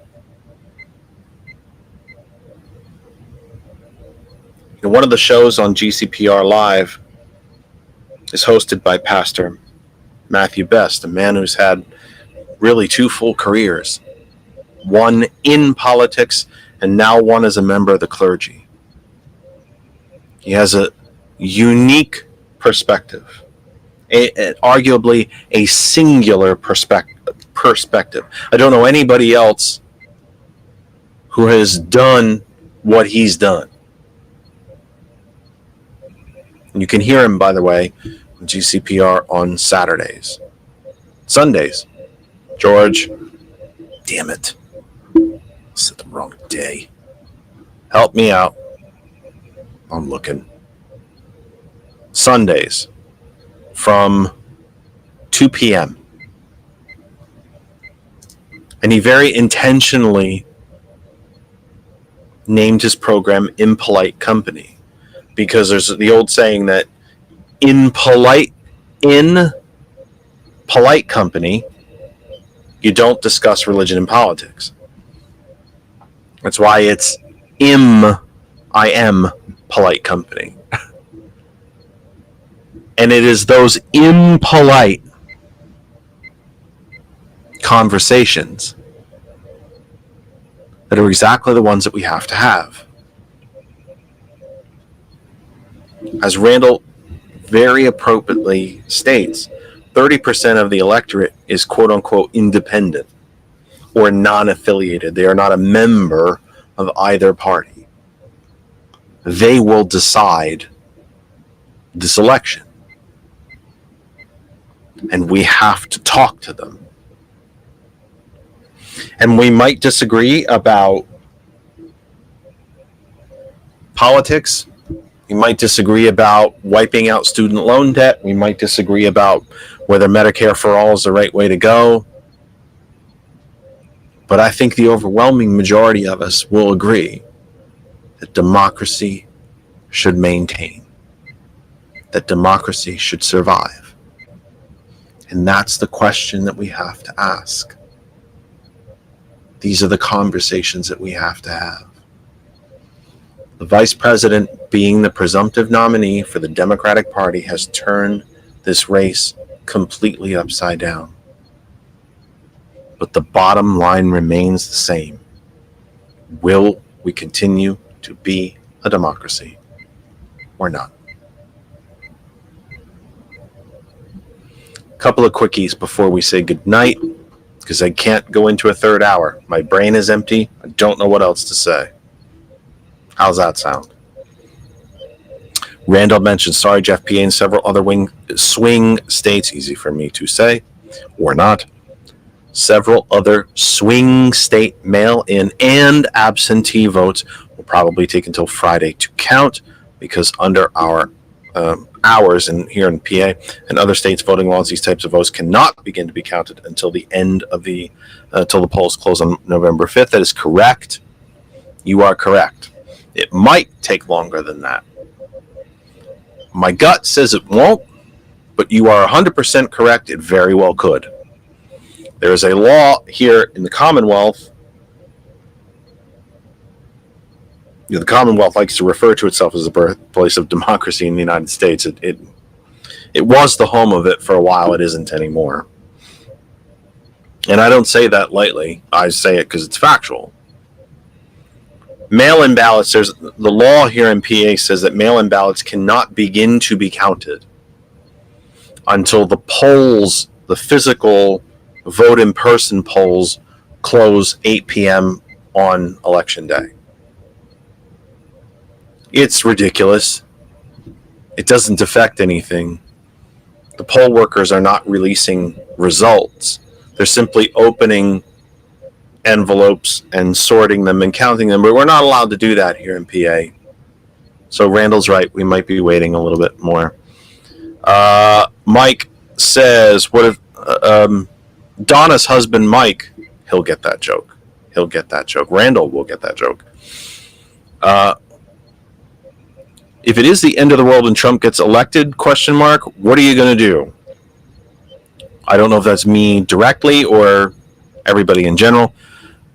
I'm going to become a domestic terrorist, I guess. Gee whiz. Here's what I would say, though. Let me try to give a somewhat lucid answer to what is a chuckle question. Just days after Trump was inaugurated, there was the Million Women's March. They didn't call it that. They called it the Women's March, but by all estimates, over 1 million women showed up. There was a Women's March in D.C. on a very, very cold winter day, by the way, in D.C. And that's exactly what we must do. If Trump is to get into office again, we must be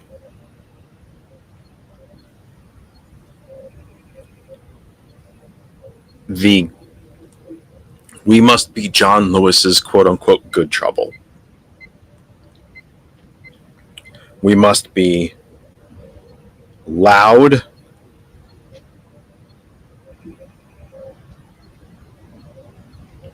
We must be peaceful. Peaceful. But we have to be out there. We do. Mike's right. We have to be out there. It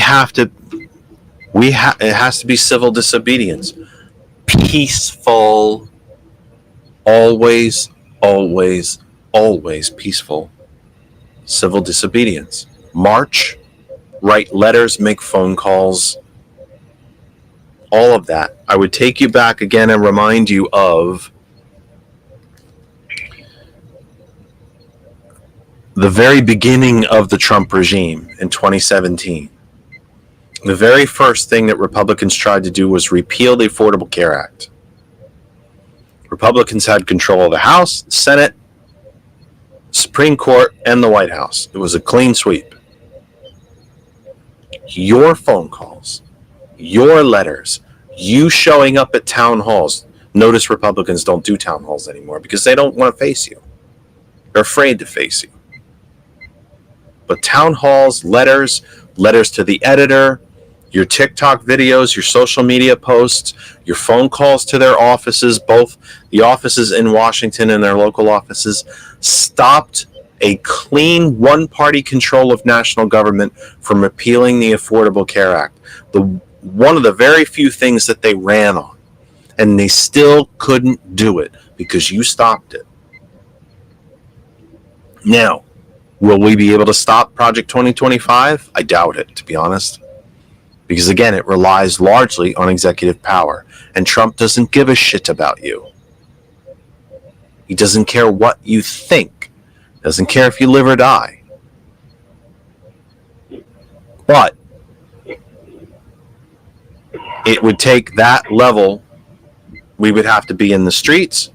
We would need to coordinate and organize and all of it. But I think an easier thing to do would be to make sure he doesn't get elected. Randall, go ahead, sir. Hey, Jeff, how are you? How are you, my brother? You all right? I'm okay. I've had after dinner, we always have family dinner here. I had to watch four of my grandkids age, 2 of them 5 and up to 10, and they were bickering, and I had to time them out and sit on the steps and blah, blah, blah. So that one family's gone, and the other's inside with my wife, so I can finally call in. Hey, no way. Siblings were bickering, huh? I can't believe it. I know. My family, I know. Yeah. Absolute. Anyway, great show. Well, I've heard, I'm going to have to go back and hear the whole thing again, but, I heard on and off, points made. I just want to say that, if he's reelected and Project 2025 is implemented, hopefully the Democratic concentration camp will be just here in PA for PA, and then I'll see you there, But this last Supreme Court ruling that a president has total immunity from prosecution if it's part of their official duties. And that's what's scary, because if Trump gets in, he can implement everything in Project 2025, that's an official order, an official duty, and, screw you. And he can order a total lockdown of the country under the COMAS, what's the act? going back Oh, to yeah. The Party Comitatus or something like that. Yeah, I think I know what you mean. that. In other words, I don't think I got that right, but I understand what you're saying. Legally under that law that's on the books, declare martial law, and if he declares martial law, he can send not just in the National Guard, he can send the full might of all the U.S. Armed Forces against citizens. And, these people that, it ain't going to happen. I got my AR-15. I got 20 clips 20 magazines, and it ain't going to, fight a Huey gunboat, fight a Cobra with 50 caliber machine guns, fight tanks, you name it. No. unless and it would not be across the board, obviously, unless there were elements of our armed forces, generals in charge of this base, that base, that stood up and said no. But then there'd be others who would go, yes, we're following the president's orders. And it would be a total civil war in this country. Worse than the Civil War in the 19th century. That's my fear. I'm not fearful that they're going to pick me up because I speak my mind. Hey, I'll be 72 August 2nd. I don't have that many years left. You can take my life. You know what I mean? You guys can come in the black shirts at 3 or 4 a.m. and pick me up, and my family never knowing where I'm going to ever be again. That's exactly what Trump wants to do. And yes, we've got to fight this. We absolutely have to we have to talk to our neighbors. We have to get out door to door. We've got to do postcards. We've got to do phone banking. We've got to do everything in our power to prevent this tyrant that said, I will be dictator on day one. Would be tyrant. He wish he had Mussolini's charisma. He said, you got it all on. I will be dictator on day one. I will do everything on day one by presidential order. Here's so there's that. I want to build a little bit on what you're saying, if you don't mind.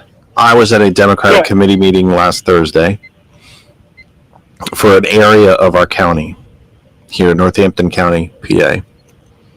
Right. And there was only 8 of us at the table, which was a little disappointing. But then again, it's summer.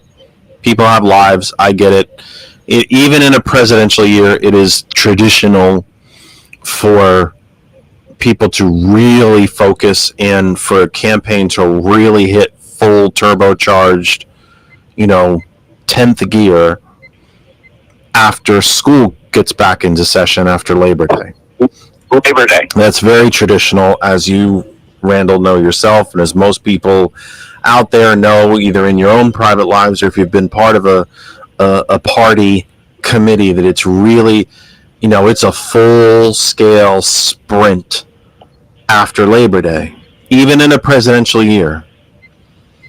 But even with just 8 of us at the table, the woman who was running the meeting was kind enough to just turn the floor over to me, or was silly enough to do it because I didn't shut up for about an hour. But surprise, surprise. But we started talking about Project 2025, and every single person at the table, now there was everywhere from a 19-year-old young lady up to I think Mike was in his 60s, if I'm not mistaken, all the way up to a white gay male in his 60s.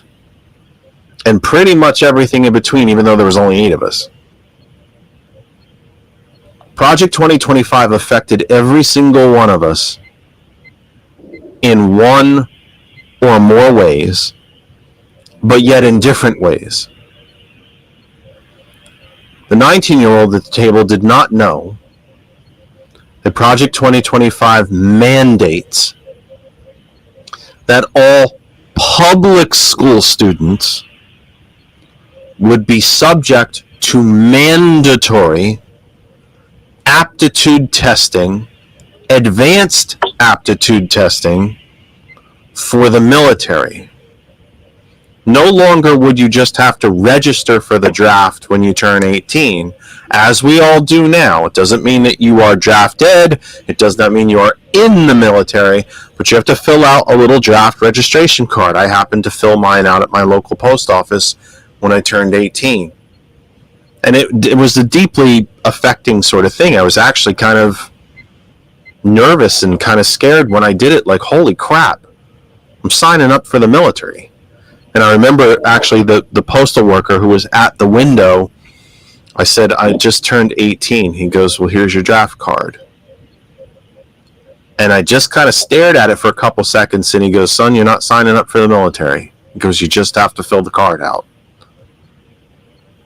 So this Project 2025 would mandate that public school students take advanced aptitude testing for the military, not for entrance into higher education, not for entrance into apprenticeship programs, for trades with unions, because we hate unions, we can't have those, but advanced testing for the military. Private school and religious school students, they don't have to do that. Only the public school students. Why would that be? Because by and large, not exclusively, in a country of 330 million people, nothing is exclusive. Yeah? But by and large, public school students are more so people of color and of lower economic standing. Private and religious school students are, by and large, not exclusively, more white and richer. So we're going to exclude the white, wealthy kids, but we're going to make the public school kids take this testing. So that affected her. Gay gentlemen realized that same-sex marriage would no longer be legal, or that the ability to adopt would be taken away. There was a young man there who was a private school student when he went to high school. He went to a private school, which is fine, by the way. It's American that we have choice, that his parents decided to send him to a private school, but of course they paid for the school. The taxpayers didn't pay for it. They paid for it. He was just as angry as a private school student that the public school student across the table would be subject to a whole line of testing and drafting and activity in the military that he would not be, because he didn't think it was fair. The two middle-aged women at the table realized that they would be returned back to medieval times and that they would be property to their men again. Not that those two particular women had ever been property, but that the status of women would return them to property. Exactly. Project 2025 affects every single person that you know. A very, very, very tiny minority of them, it's great for them. They're going to get their taxes eliminated, regulation on their businesses eliminated, and let's remember, regulations are protections. The food industry is regulated so the food doesn't kill you. Let's call it a regulation. It's a protection. Seat belts were a regulation. They're a protection. They save lives. So for the billionaire class in this country, for the rich, wealthy, white class in this country, Project 2025 is an absolute panacea. For the rest of us, the other 99.8% of us, we're all effed. And no matter who you talk to, the most MAGA red-hatted neighbor of yours, or the most progressively sympathetic, we all get screwed by it.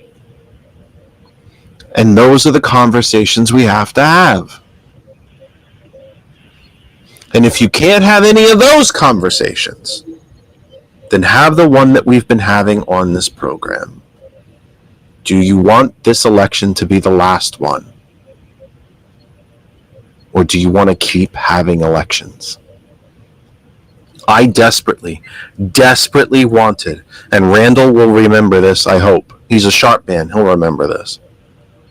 That when I started the program in January of 2024, when we came back after Christmas, and after I came back after COVID, by the way, we had watched the Bobby Kennedy documentary, Kristen and I.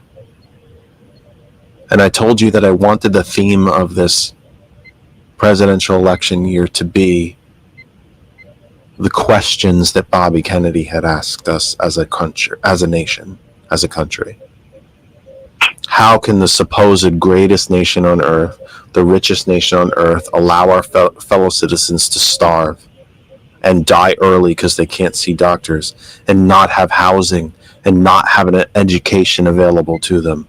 How can we call ourselves great when we allow such barbaric things? I desperately wish this election cycle was about that question. Sadly, it's not. Because the question now is this our next election or our last? Will we have presidents of the United States or will we have kings? Will the Supreme Court become, I don't know what to say, a star chamber, an Illuminati of sorts? Or will they be the top court of a fair and balanced judiciary branch of the government? Will Congress be bought and paid for? Will they be employees of the billionaires? Or will they go back to being legislators? These are the questions now. It's the only one left. What? And the vice president herself has asked this at a few of the rallies that she's done after becoming the presumptive nominee. What kind of country do we want to have?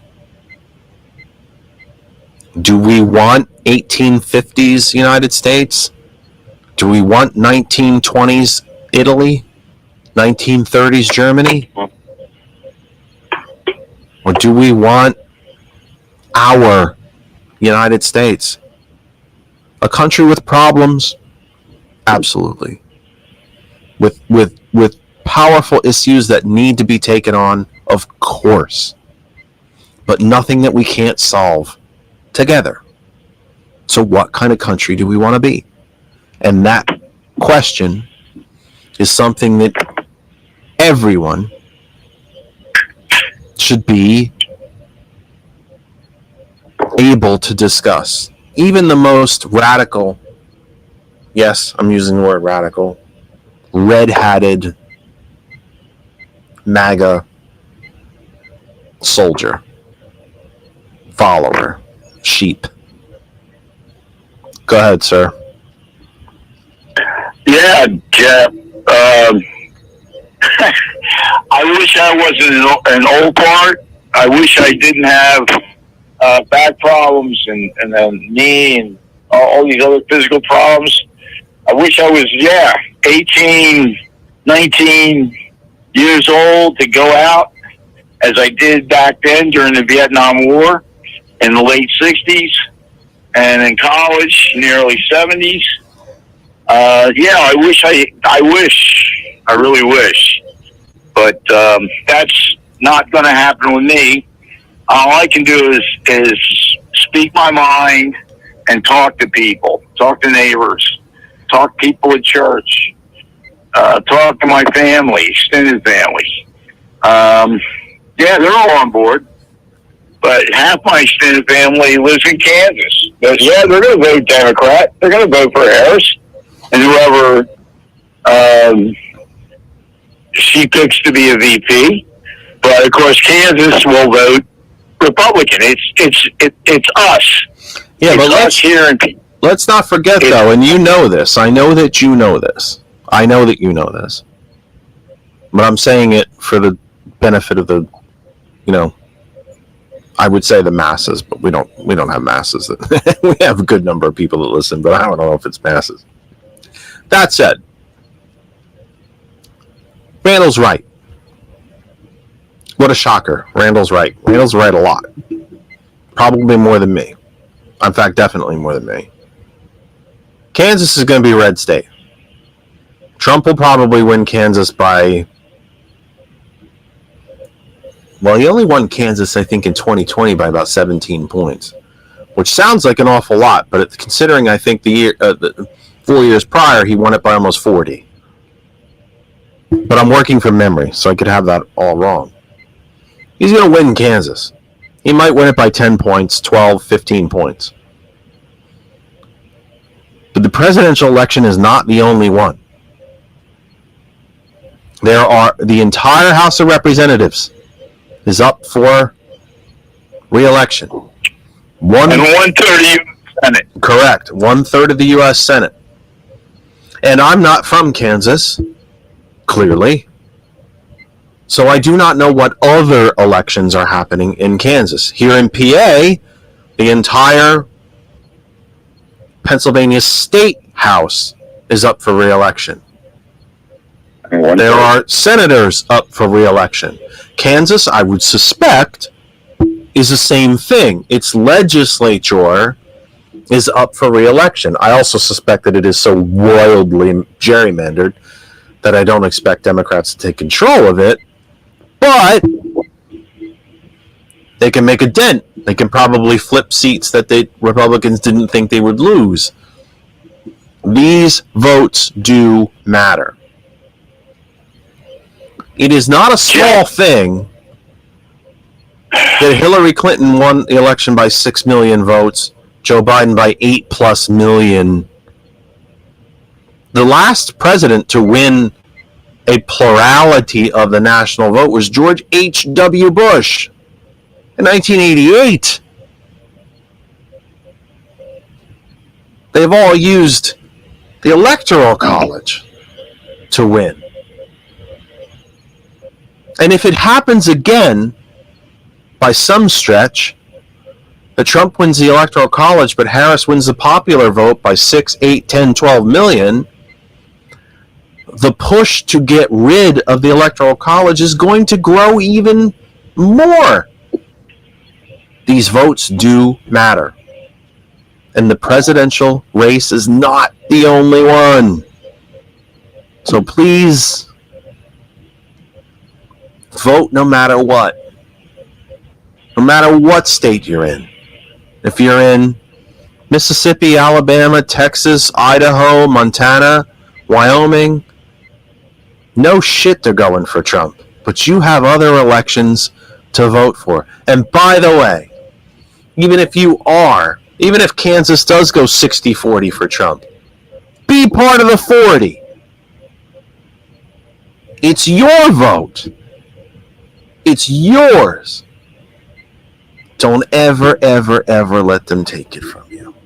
Never let them take it from you. Go ahead. As you said many times, whether on the air or posting on your Facebook site, the other side of information, 99% of us is the majority of the vote. The 1% they can buy or try and buy our votes because of the then conservative Republican Supreme Corporation that legalized bribery and legalized buying politicians with Citizen United order. But there are 99% of us. Yep. And it doesn't matter if we're a poor, working poor, middle class, rich, or a billionaire. Yep. We have one vote, and they only have one vote. Again, Go ahead. we've talked about it before. The theoretical 100 people in the room, right? One of those people is Elon Musk. The other 99 are the poorest people in the country. There's more of them than him. There's more of them than him. And he can promise Trump $45, $50 million a month, which publicly he backed away from. My guess is that quietly behind the scenes, he's still giving that money.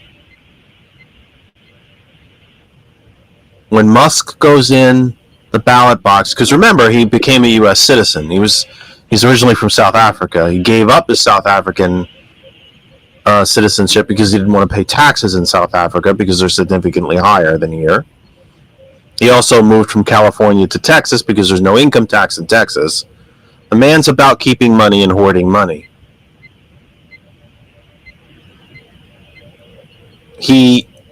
When he goes into the ballot box, if he votes in person, I suspect he uses mail-in like most people do that don't admit it.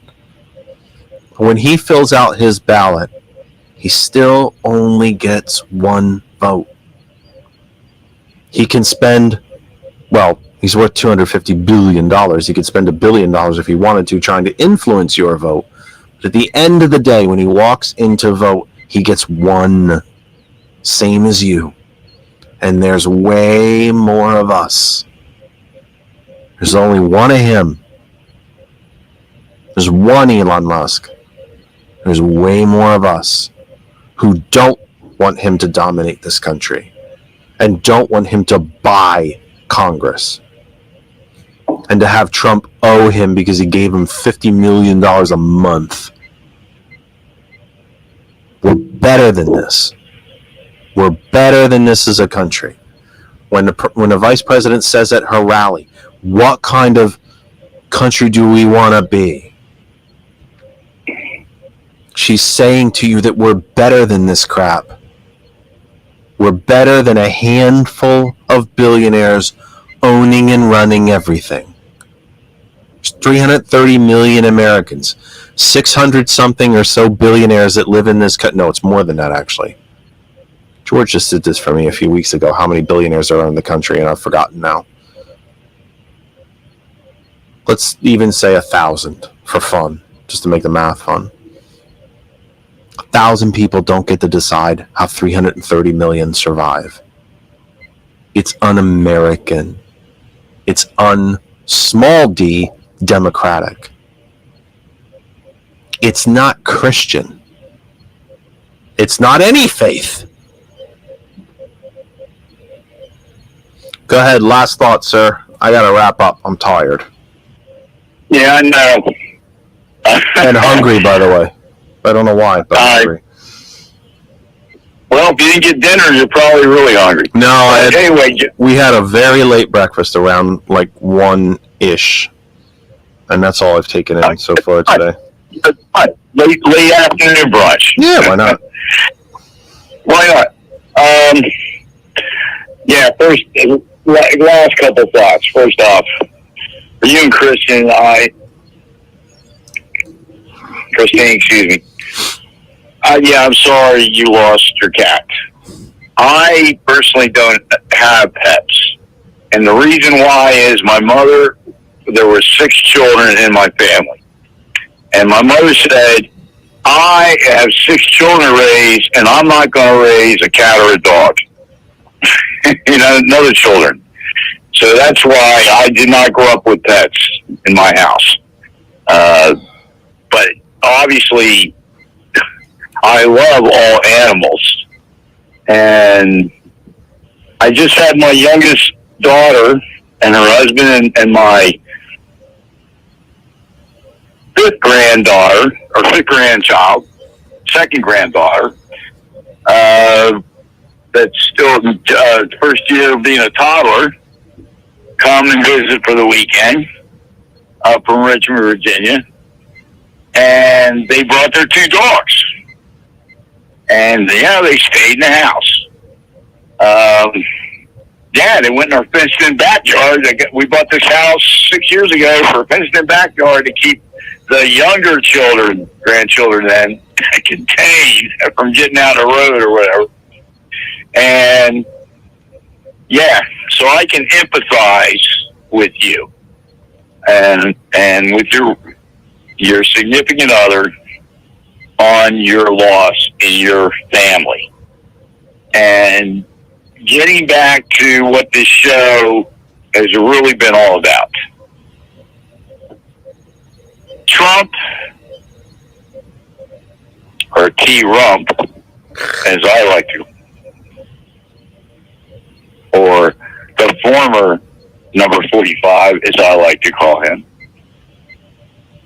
he definitely wants to be an absolute dictator. Absolutely. He wants to, I'm not going to die. Well, he is going to die. We're all going to die. But I'm going to leave this all to my family, and specifically to this, whoever kisses my, the most. And it is a cult. And you've talked in your program before, either this or your new program, Monday to Thursday, from 8 p.m. to 9 p.m. on the internet radio station you and other friends of mine have founded and worked upon, including George. You talked before about this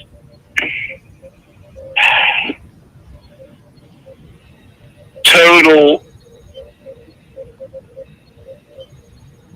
misogynistic,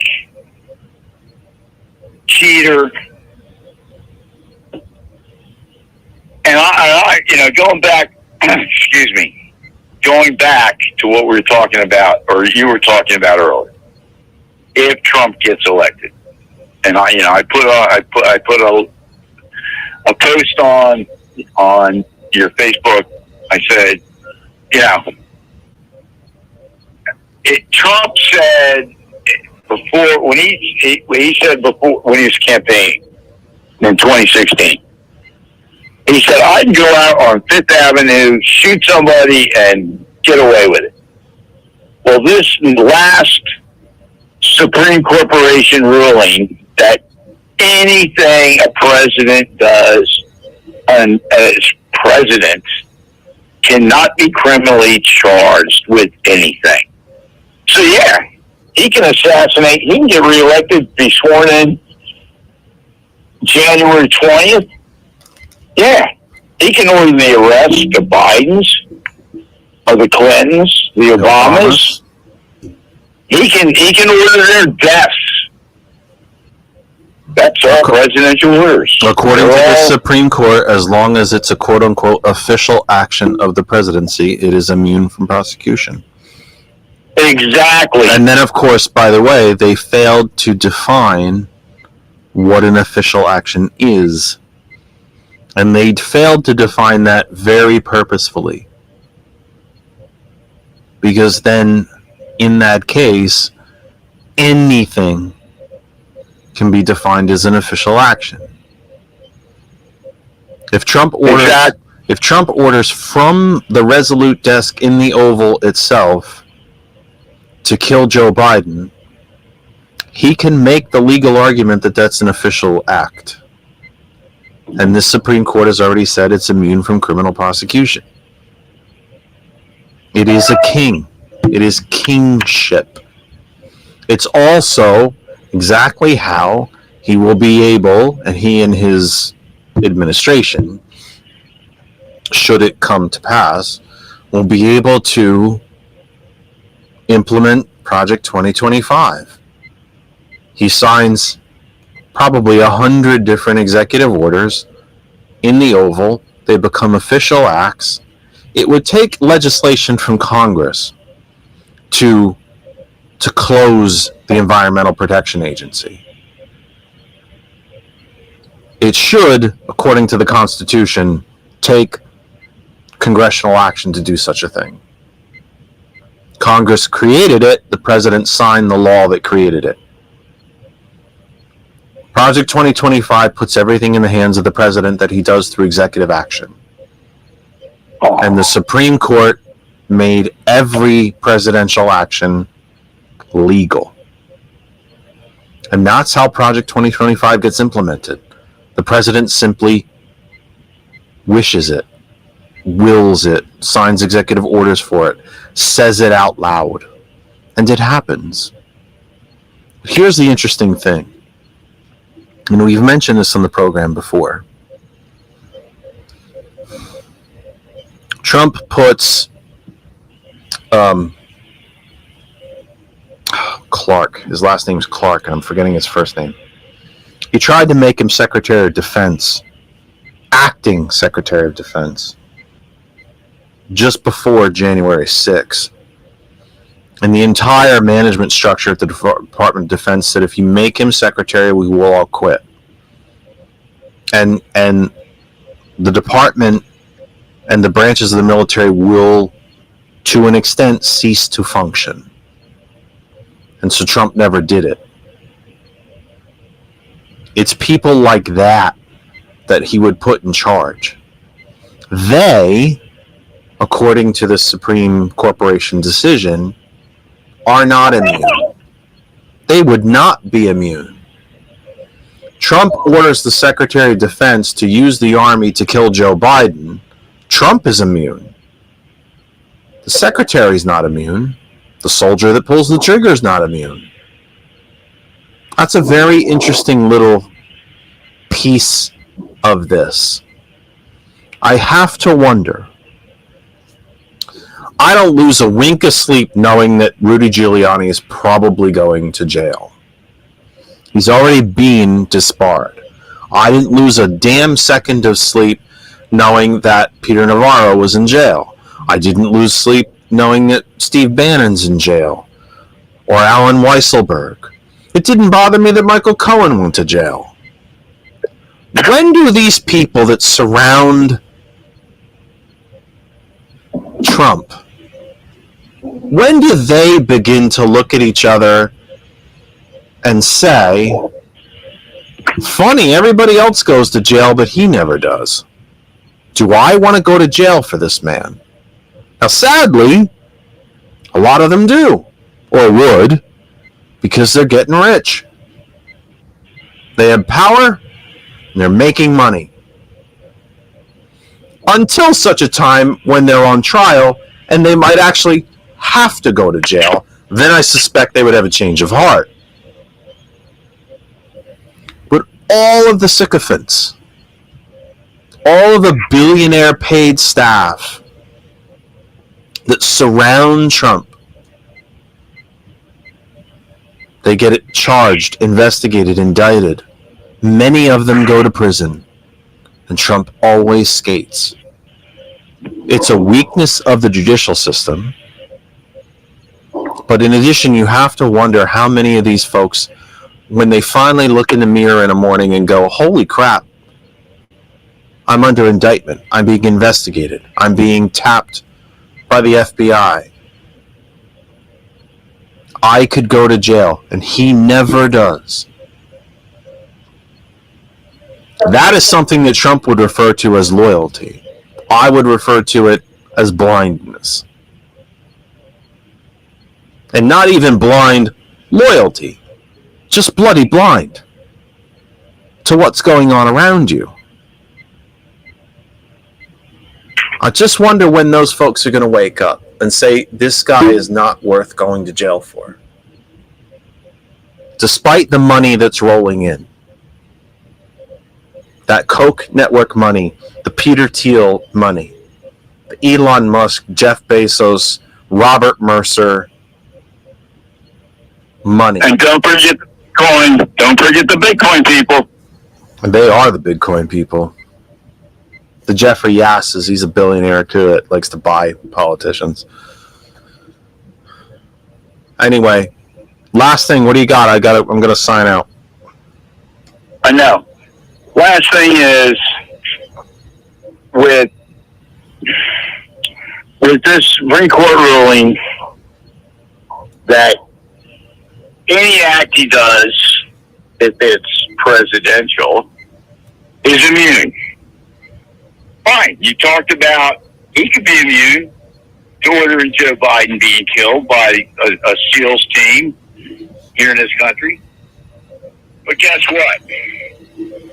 All he's going to do if he's elected is, I give blanket pardons to everybody that does anything that I ordered. He didn't pardon Giuliani. He didn't pardon Navarro. He didn't pardon Ben. But I'm just saying, if you know, the SEAL team, the people, the upper officers that took the order to do something like that, he just says, I'm giving a blanket pardon to everyone. And they're immune. Could be. Think about what I just said. Think about what I just said, Jeff, and I'm going to let you go, and God bless you.